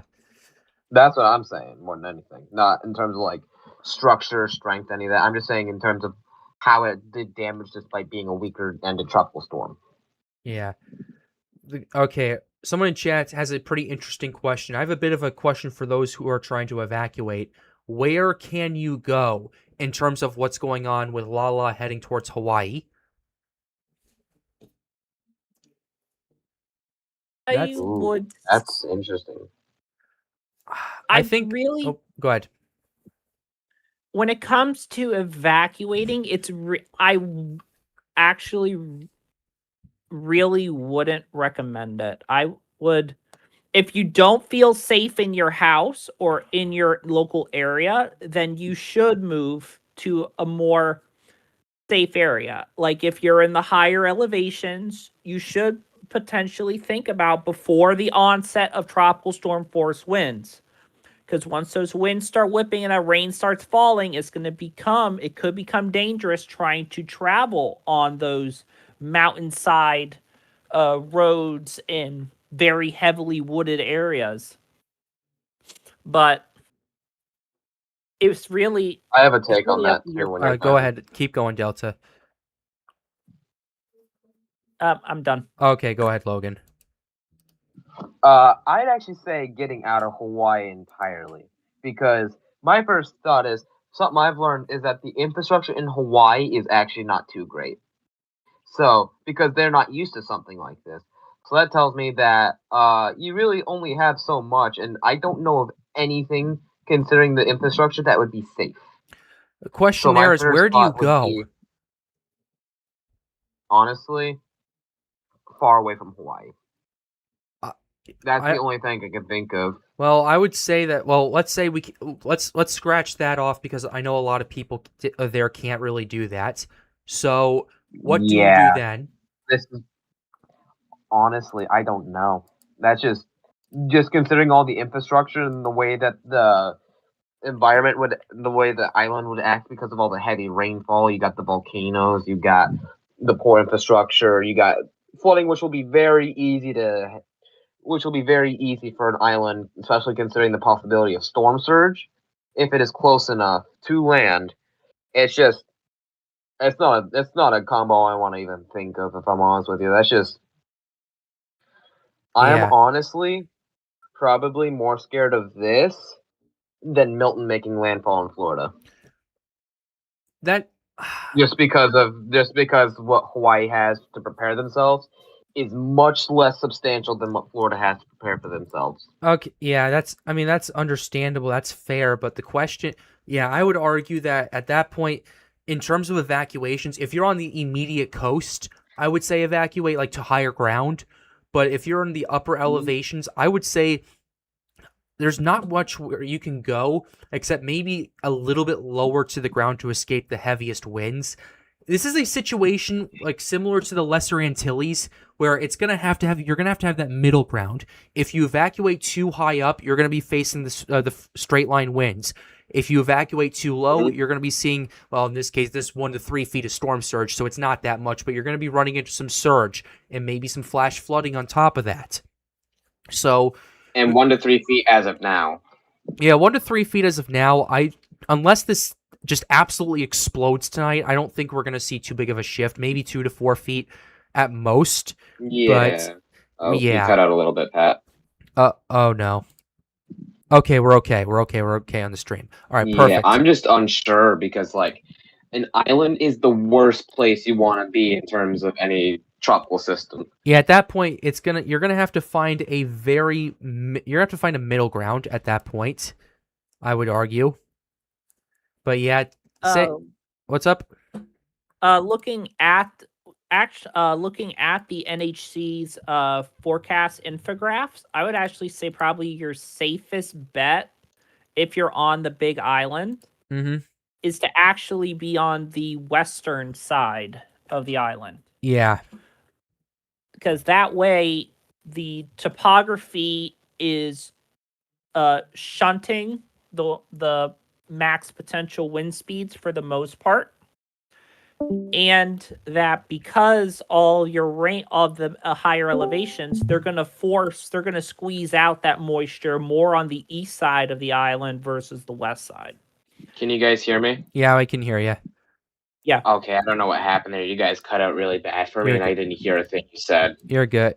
I was just saying, Serge, that I think actually looking at the infographics on the NHC, your best bet on the Big Island would be on the eastern side, high enough to avoid any storm surge, but low enough that you don't have to worry seriously about topography enhancements of your wind speeds and rainfall. Yeah, that's a fair take. Because I was going to try and say that like living on an island is probably one of the worst things for a hurricane because it is so hard to find a safe spot, and especially on an island like Hawaii that doesn't get used to a tropical system, so they're less used to a hurricane per se or a tropical storm, so their infrastructure doesn't call for that. That alone just. That actually petrifies me, if I'm honest with you guys. I don't mean to like fearmonger or like. Just the thought of a hurricane impacting an island just doesn't sit well with you. That could be. No, especially when it's remote like Hawaii is. Airlines could be potentially canceled altogether because that, I think, is your one way to be safe, is to basically get off get out of the state of Hawaii and go like somewhere else away from the storm, because it's just so hard to find a safe space, and that is why I say that this is worse than Milton on Florida's coast. I think that's a bit of an extreme comparison for a few reasons. That was a major hurricane. This is a developing Category 1 at this current point, if it gets up to that strength. Yeah, I only say so just because of the infrastructure is much worse, so you're playing on a more even playing field. You have a stronger storm with stronger infrastructure, but then you have a weaker storm with much weaker infrastructure, because I've learned actually from Trevor is that the Hawaii struggles to even survive a tropical storm. Yeah. Okay. So that's just why I said that. Yeah, okay. Mandy Chun is asking, would you be okay if you live in a high-rise building? It depends on where you're at. You said you're in Oahu, I believe. You're in Honolulu. I think from there you'll be okay for the most part. I would say as long as you're not too high up in elevation, you should be fine. But just keep an eye out, and if you need to, get to an interior room. get to an interior room or get to the interior hallway or wherever you can go that's interior. So that's what's going on. John, we have some big news from our side. What do you got for us? So we have Storm Code. The first time on Triple P's show. We'll go ahead and pull it up. So what I have right now is we have a code orange on the eastern side of the Big Island, and that's for your high rainfall totals and the risk of landslides. And elsewhere is pretty much, tropical storm force wind gusts and all that. Mhm. As we get up to the northwest for into Maui and all that, that's same thing also for tropical storm wind gusts. And then elsewhere along the coastlines on the other island have yellows along the shorelines for storm surge and all that. Right. Yeah. So, All right. Thank you very much, John. Is there anything else you want to add? nope. That pretty much just covers Mm-hmm. what I was going to cover. All I'll say is if you're in Hawaii, just please be weather aware. Know where to go, and Yeah, stay safe. absolutely. All right. Thank you very much, John. Okay. All right. Is there anything else that we want to cover in terms of what we have for Tropical Storm Lala?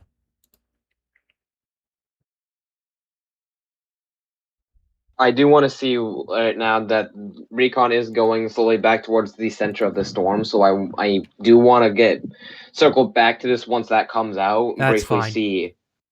Other than that, I don't think I have anything else, Mhm. unless Delta or David has anything to say. But personally, I just want to wait for Recon and see what they find next, because I also want to see what the strongest winds they find are. Because currently, the strongest winds are 53 knots, but Yeah. that's not the strongest winds in the system. So Right. I'm just curious. Okay. Cool. All right then. So, Pat, yep. I did like a little infograph on myself Mhm. for the Big Island, All right. and I would actually like to see if we can show it on screen. Yeah, go ahead and bring it in. Oh, you got it on your stream. Perfect. Let's go ahead and shift my camera view to that. There you go. Your floor's yours. Okay. Oh, This is this is my opinion. Mhm. Taking into account your orographic lift and you're going to have your this is for infrastructure. I would say infrastructure damage, or your highest threat for infrastructure damage is how I would put this. All right. So here on the south side, you have your closest point of landfall. That's where you're going to have your strongest winds. Your strongest winds and your strongest surge is going to be closer to the center, but you also have your on-flow winds coming in from the southeast.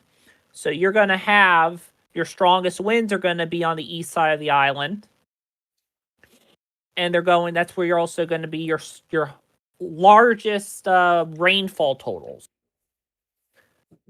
The yellow hashed is where you're going to have less wind impact, but you're still going to have a lot more of that rain because you're higher until you get to the very higher elevations. And then that's when you have your stronger winds. So I would say your best bet for evacuating somewhere on the island would be in this green hatched area on the other side of the higher elevation. You're kind of like you use kind of the island as like a barrier against the elements. Right.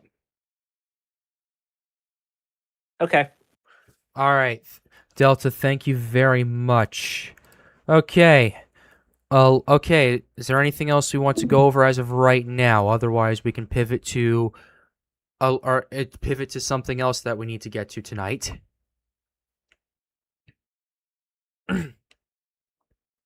Going once, going twice. All right, Logan. It's time to announce the Sold. winner of our Instagram competition. Yeah, so this was pretty straightforward. We only had 2 submissions, and Yeah. our photo that won, I will actually put this in the chat. It's pretty straightforward. There was no competition. Well, there was some competition. Let's also show the runner-up as well, just to be fair. Yep.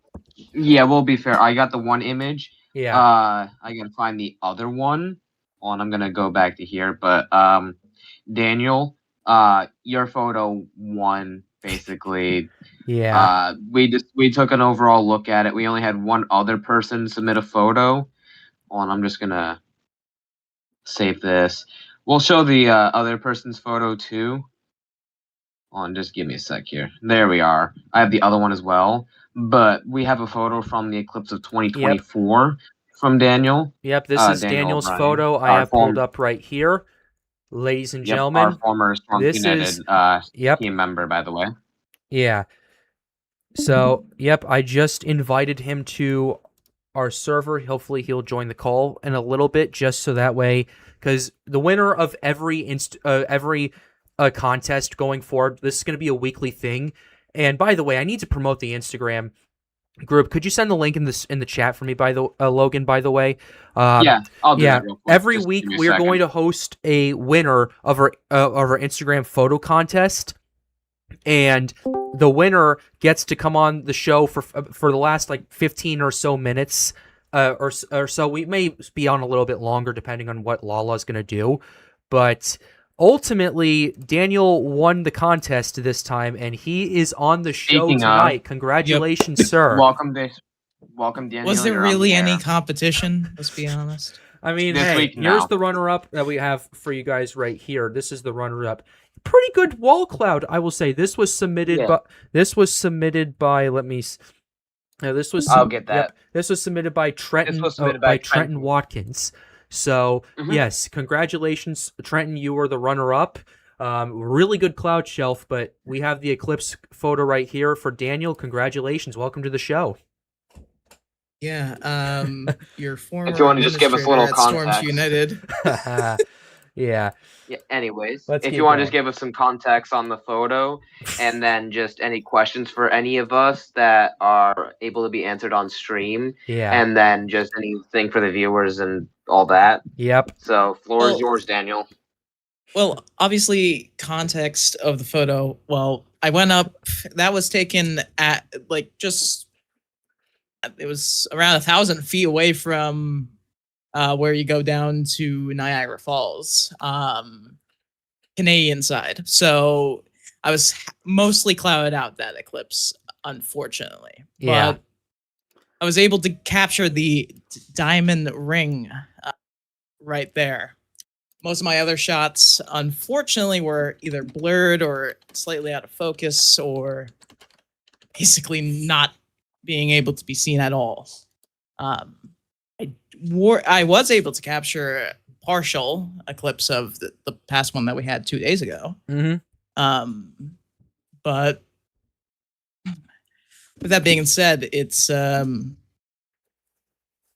much happened. Oh. Brilliant timing. Yeah.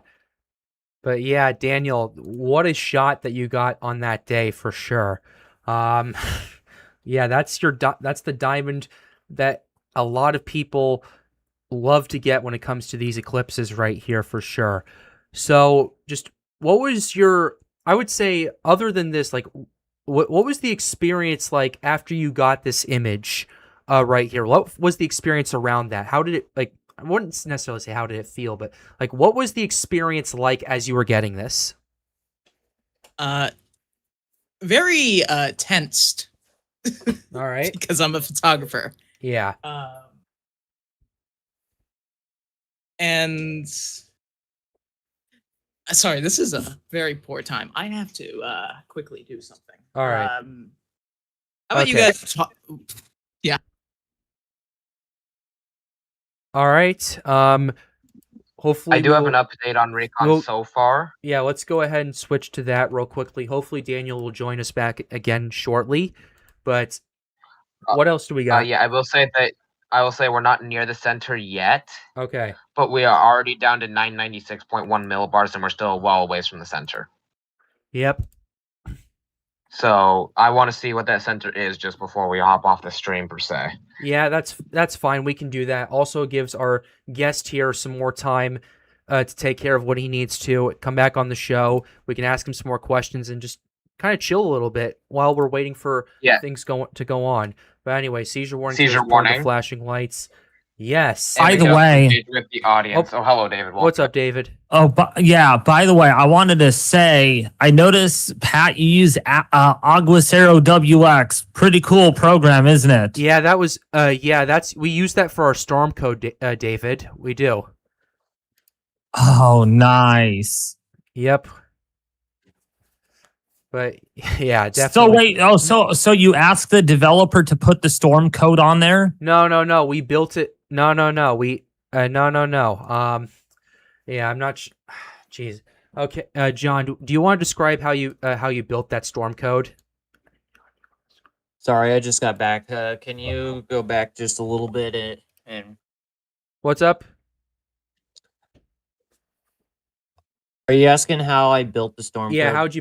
how'd you build that? So basically, I went into the drawing tools on the left and used the pen tool and basically outlined like the entire like islands. And basically, what I did is then let me go into here. Yeah.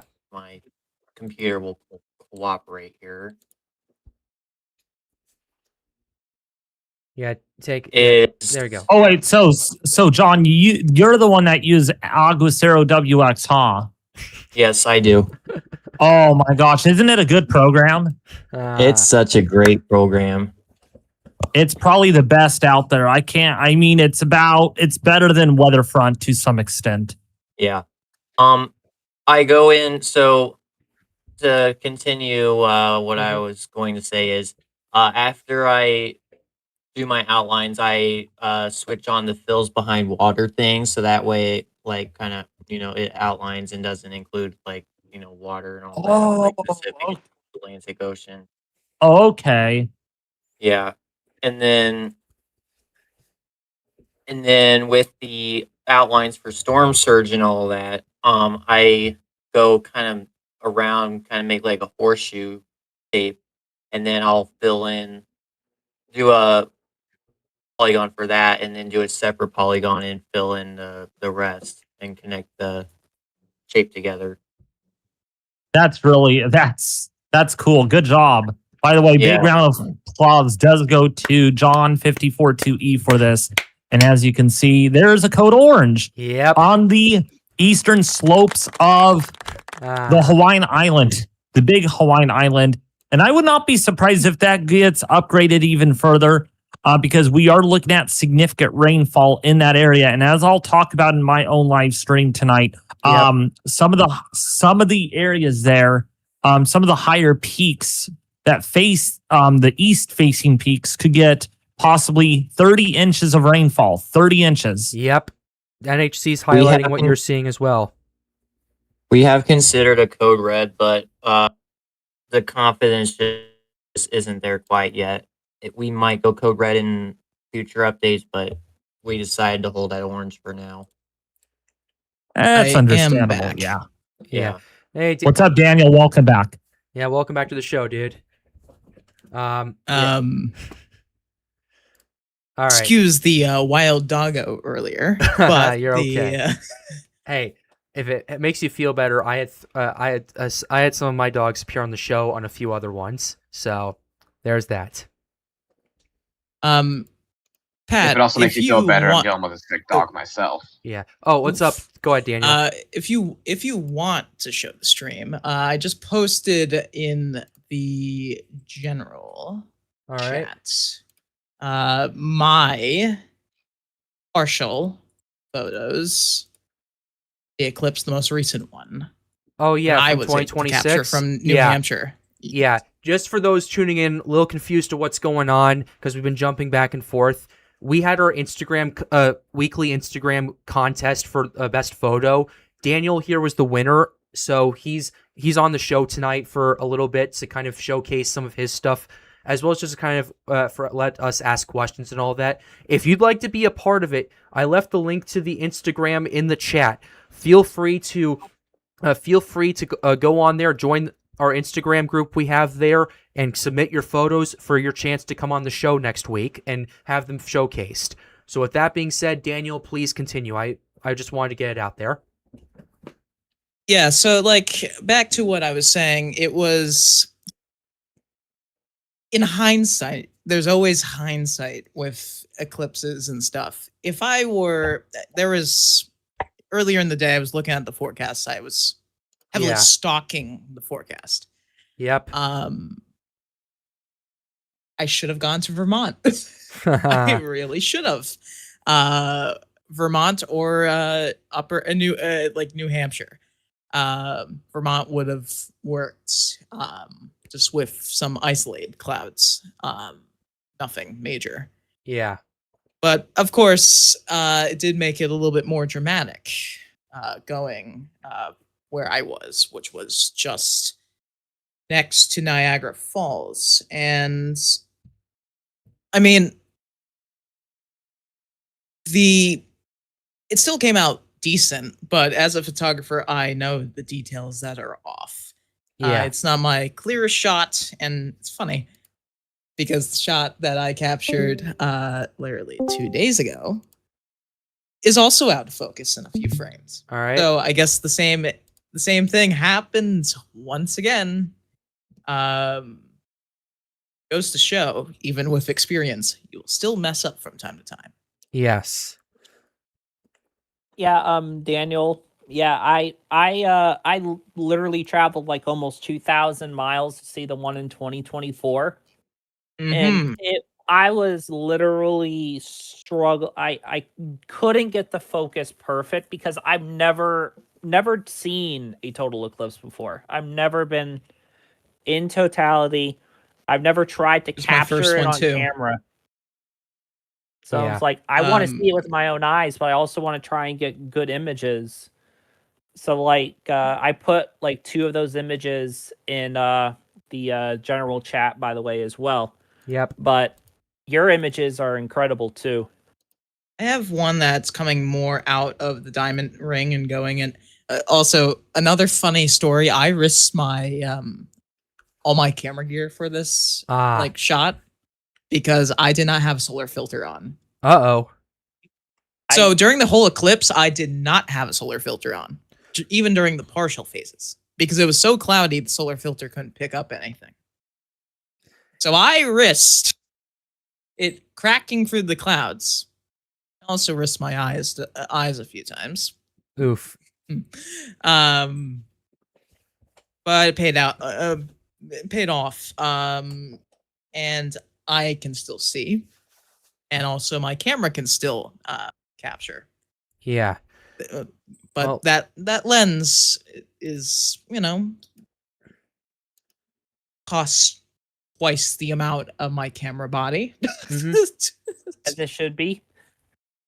Yeah. Yes. But Next up is lunar eclipse later this month.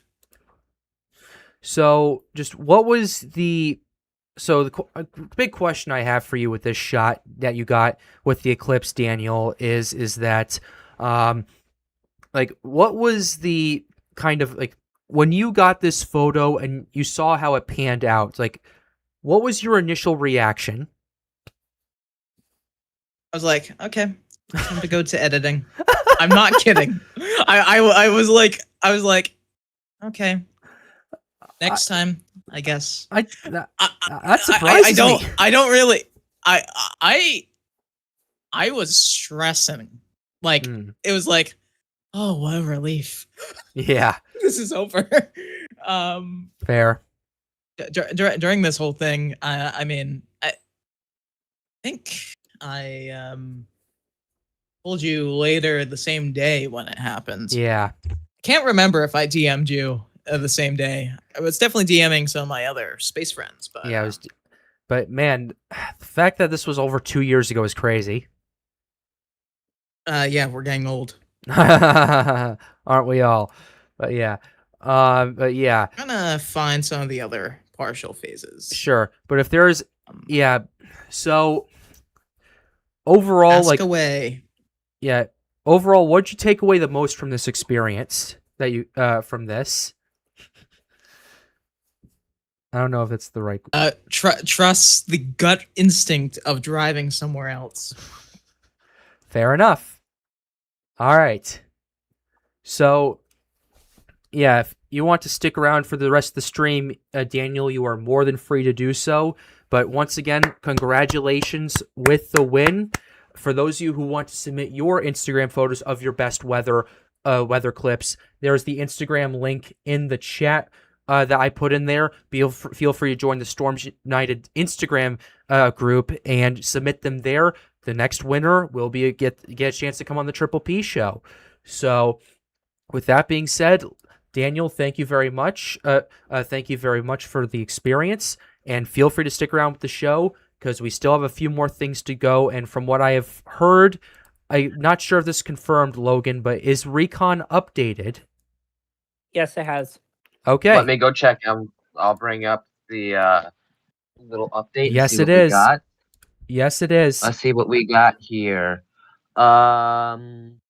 Let's see. Yes, it is. So looking back at this, it seems like we might have been missing a little data. From what I Okay. can see. Yeah, they missed the center. Okay. They missed. Yeah, a little bit further to the west. Actually, So, hold on. well away from the center. Yeah. Actually, this looks dead on Hmm. from what I'm seeing. Seems like Hard to tell. Yeah. Yeah, it's Yeah. very hard to tell. it seems like there might be multiple little spots of lower pressure inside the center, like competing low level centers. Yeah. Yeah. We'll have Because to I see. do see an area just to the north that is 991.1 millibars Oh. in here. Oh. Which, yeah, just in the northern Hmm. end of that. You see that? Yeah, Oh, I I just saw 991. that. Yep. Yeah, so if that's not the center, but we're still seeing 991.1 millibars per se. Yeah, and that's still quite a ways away from the actual estimated center. I would say that we have maybe 990 millibars, 989 millibars support. Okay. Yeah, there's a couple areas right here. Definitely Also, I'm gonna intriguing. make Yeah. I will point out Yep. that the storm structure is definitely getting more symmetrical Right. by the minutes here. The southern end, Seizure warning, by the way. particular, Go ahead. that was getting the dry air treatment, but now it's filling in with convection. So I think the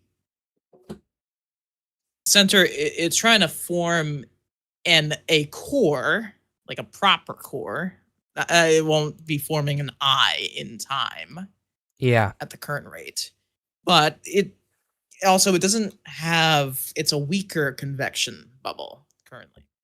Yeah, you have your little spots of negative 70 Celsius cloud tops, but it's mostly in the greenish, yellowish Yeah. coloring, which is 40 to 50, well, negative temps. Sure.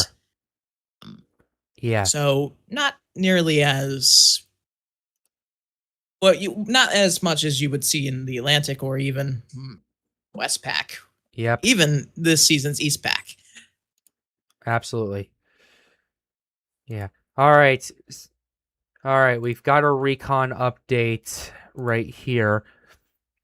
Is there anything else that we want to go over?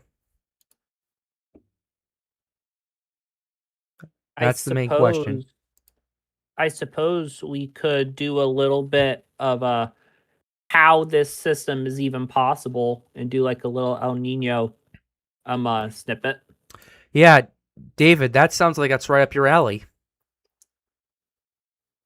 Little El Nino segment. I'm not sure if If he's even alive. we'll talk. Yeah, we'll go ahead and If he comes back. if he comes back, that's fine. Yeah, we'll talk a little bit about that. For sure, we'll talk a little bit about that for sure.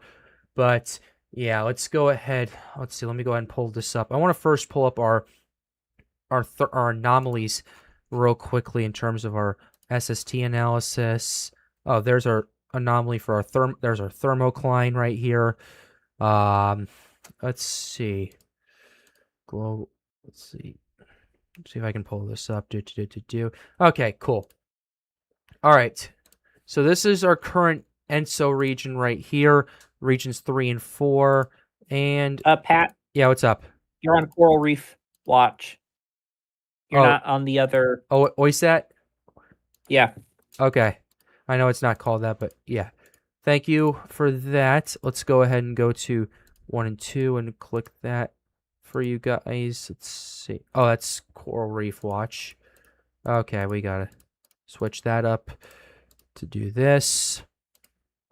I'm a little bit of a mess right now, but here we go. Who isn't? Yeah. Yeah, I don't. Yeah, I know. Anyway, that's what we got for this. We got for regions 1 and 2, we are over 4 degrees Celsius above average. I don't think I've ever seen anything like this before. In regions 3 and 4, 2.67 degrees above average. Yes, don't. I could make a joke. Don't. I could make a joke. Don't. Actually, Pat, you're looking at, I presume, Climate Reanalyzer, right? No, this isn't Climate Reanalyzer. Do you want me to look at it? Or, I mean, not Climate Reanalyzer, I meant Cyclonic. I had the site, I just mixed up the name. Yeah. Look at the yearly instead of the 90-day. Oh, yearly. Yep. Oh. Take a look at all of them. Yep, that gives you better. Yeah, I don't think I've ever seen anything like this. And by the way, the dark purple line is the El Nino for this year. So, have fun with that. Yeah, we've never seen anything like this before. Yep. So, definitely blowing up.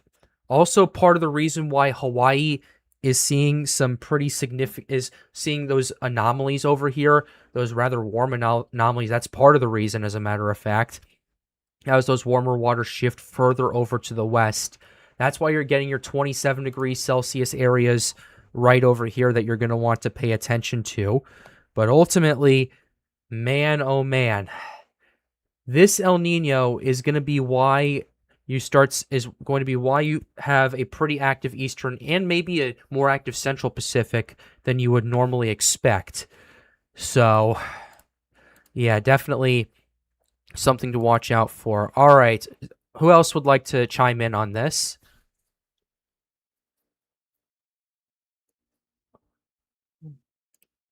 I do want to mention something based Go off where the movement pattern is. Yeah. It seems to be taking its now forecasted jog north west. In terms of what?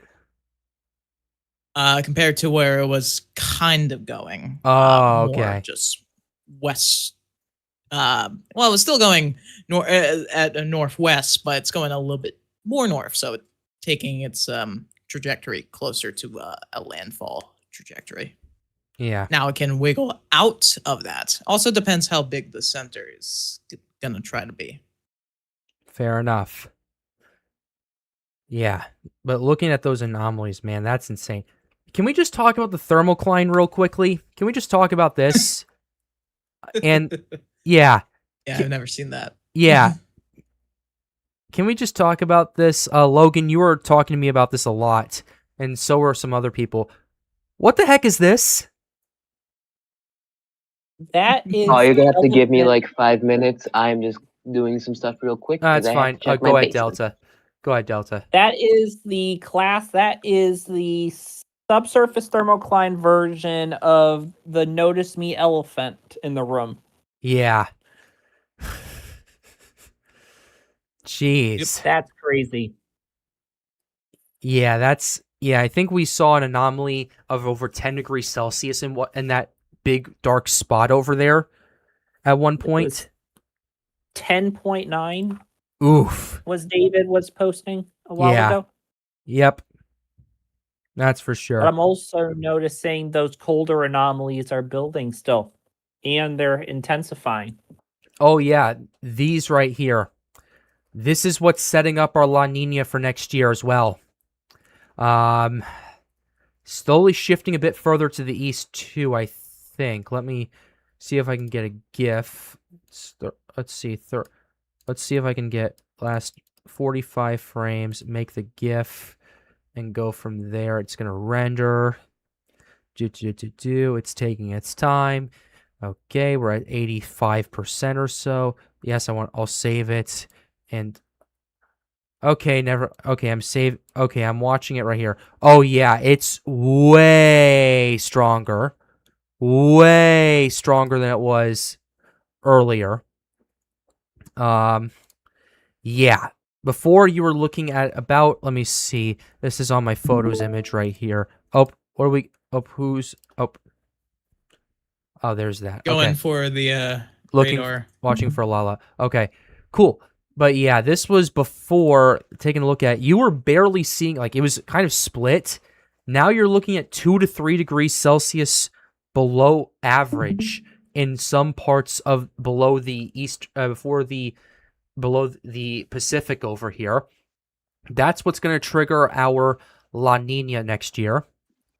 Going to want to pay attention to that, and you're kind of seeing that. I'd say it's interesting how you're seeing the areas of both extremes starting to ramp up a bit more. Definitely more than what we were previously seeing at this current point. So, yeah. Thoughts? I really have no words. Interesting. Yeah. Yeah. All right. So, is there anything else? I'm back. All right, Logan. I do actually want to look at that a little bit. Yeah, sure. So when you look at that, that actually is gonna further support an idea of a La Nina, because what happens is think about upwelling, for example. Right. When you use the heat, you're left with nothing left. Yep. Typically. When your colder waters come up, not only are you going to have your colder waters replacing the warmer waters from the west to the east, you're also going to have your cooler waters coming up from the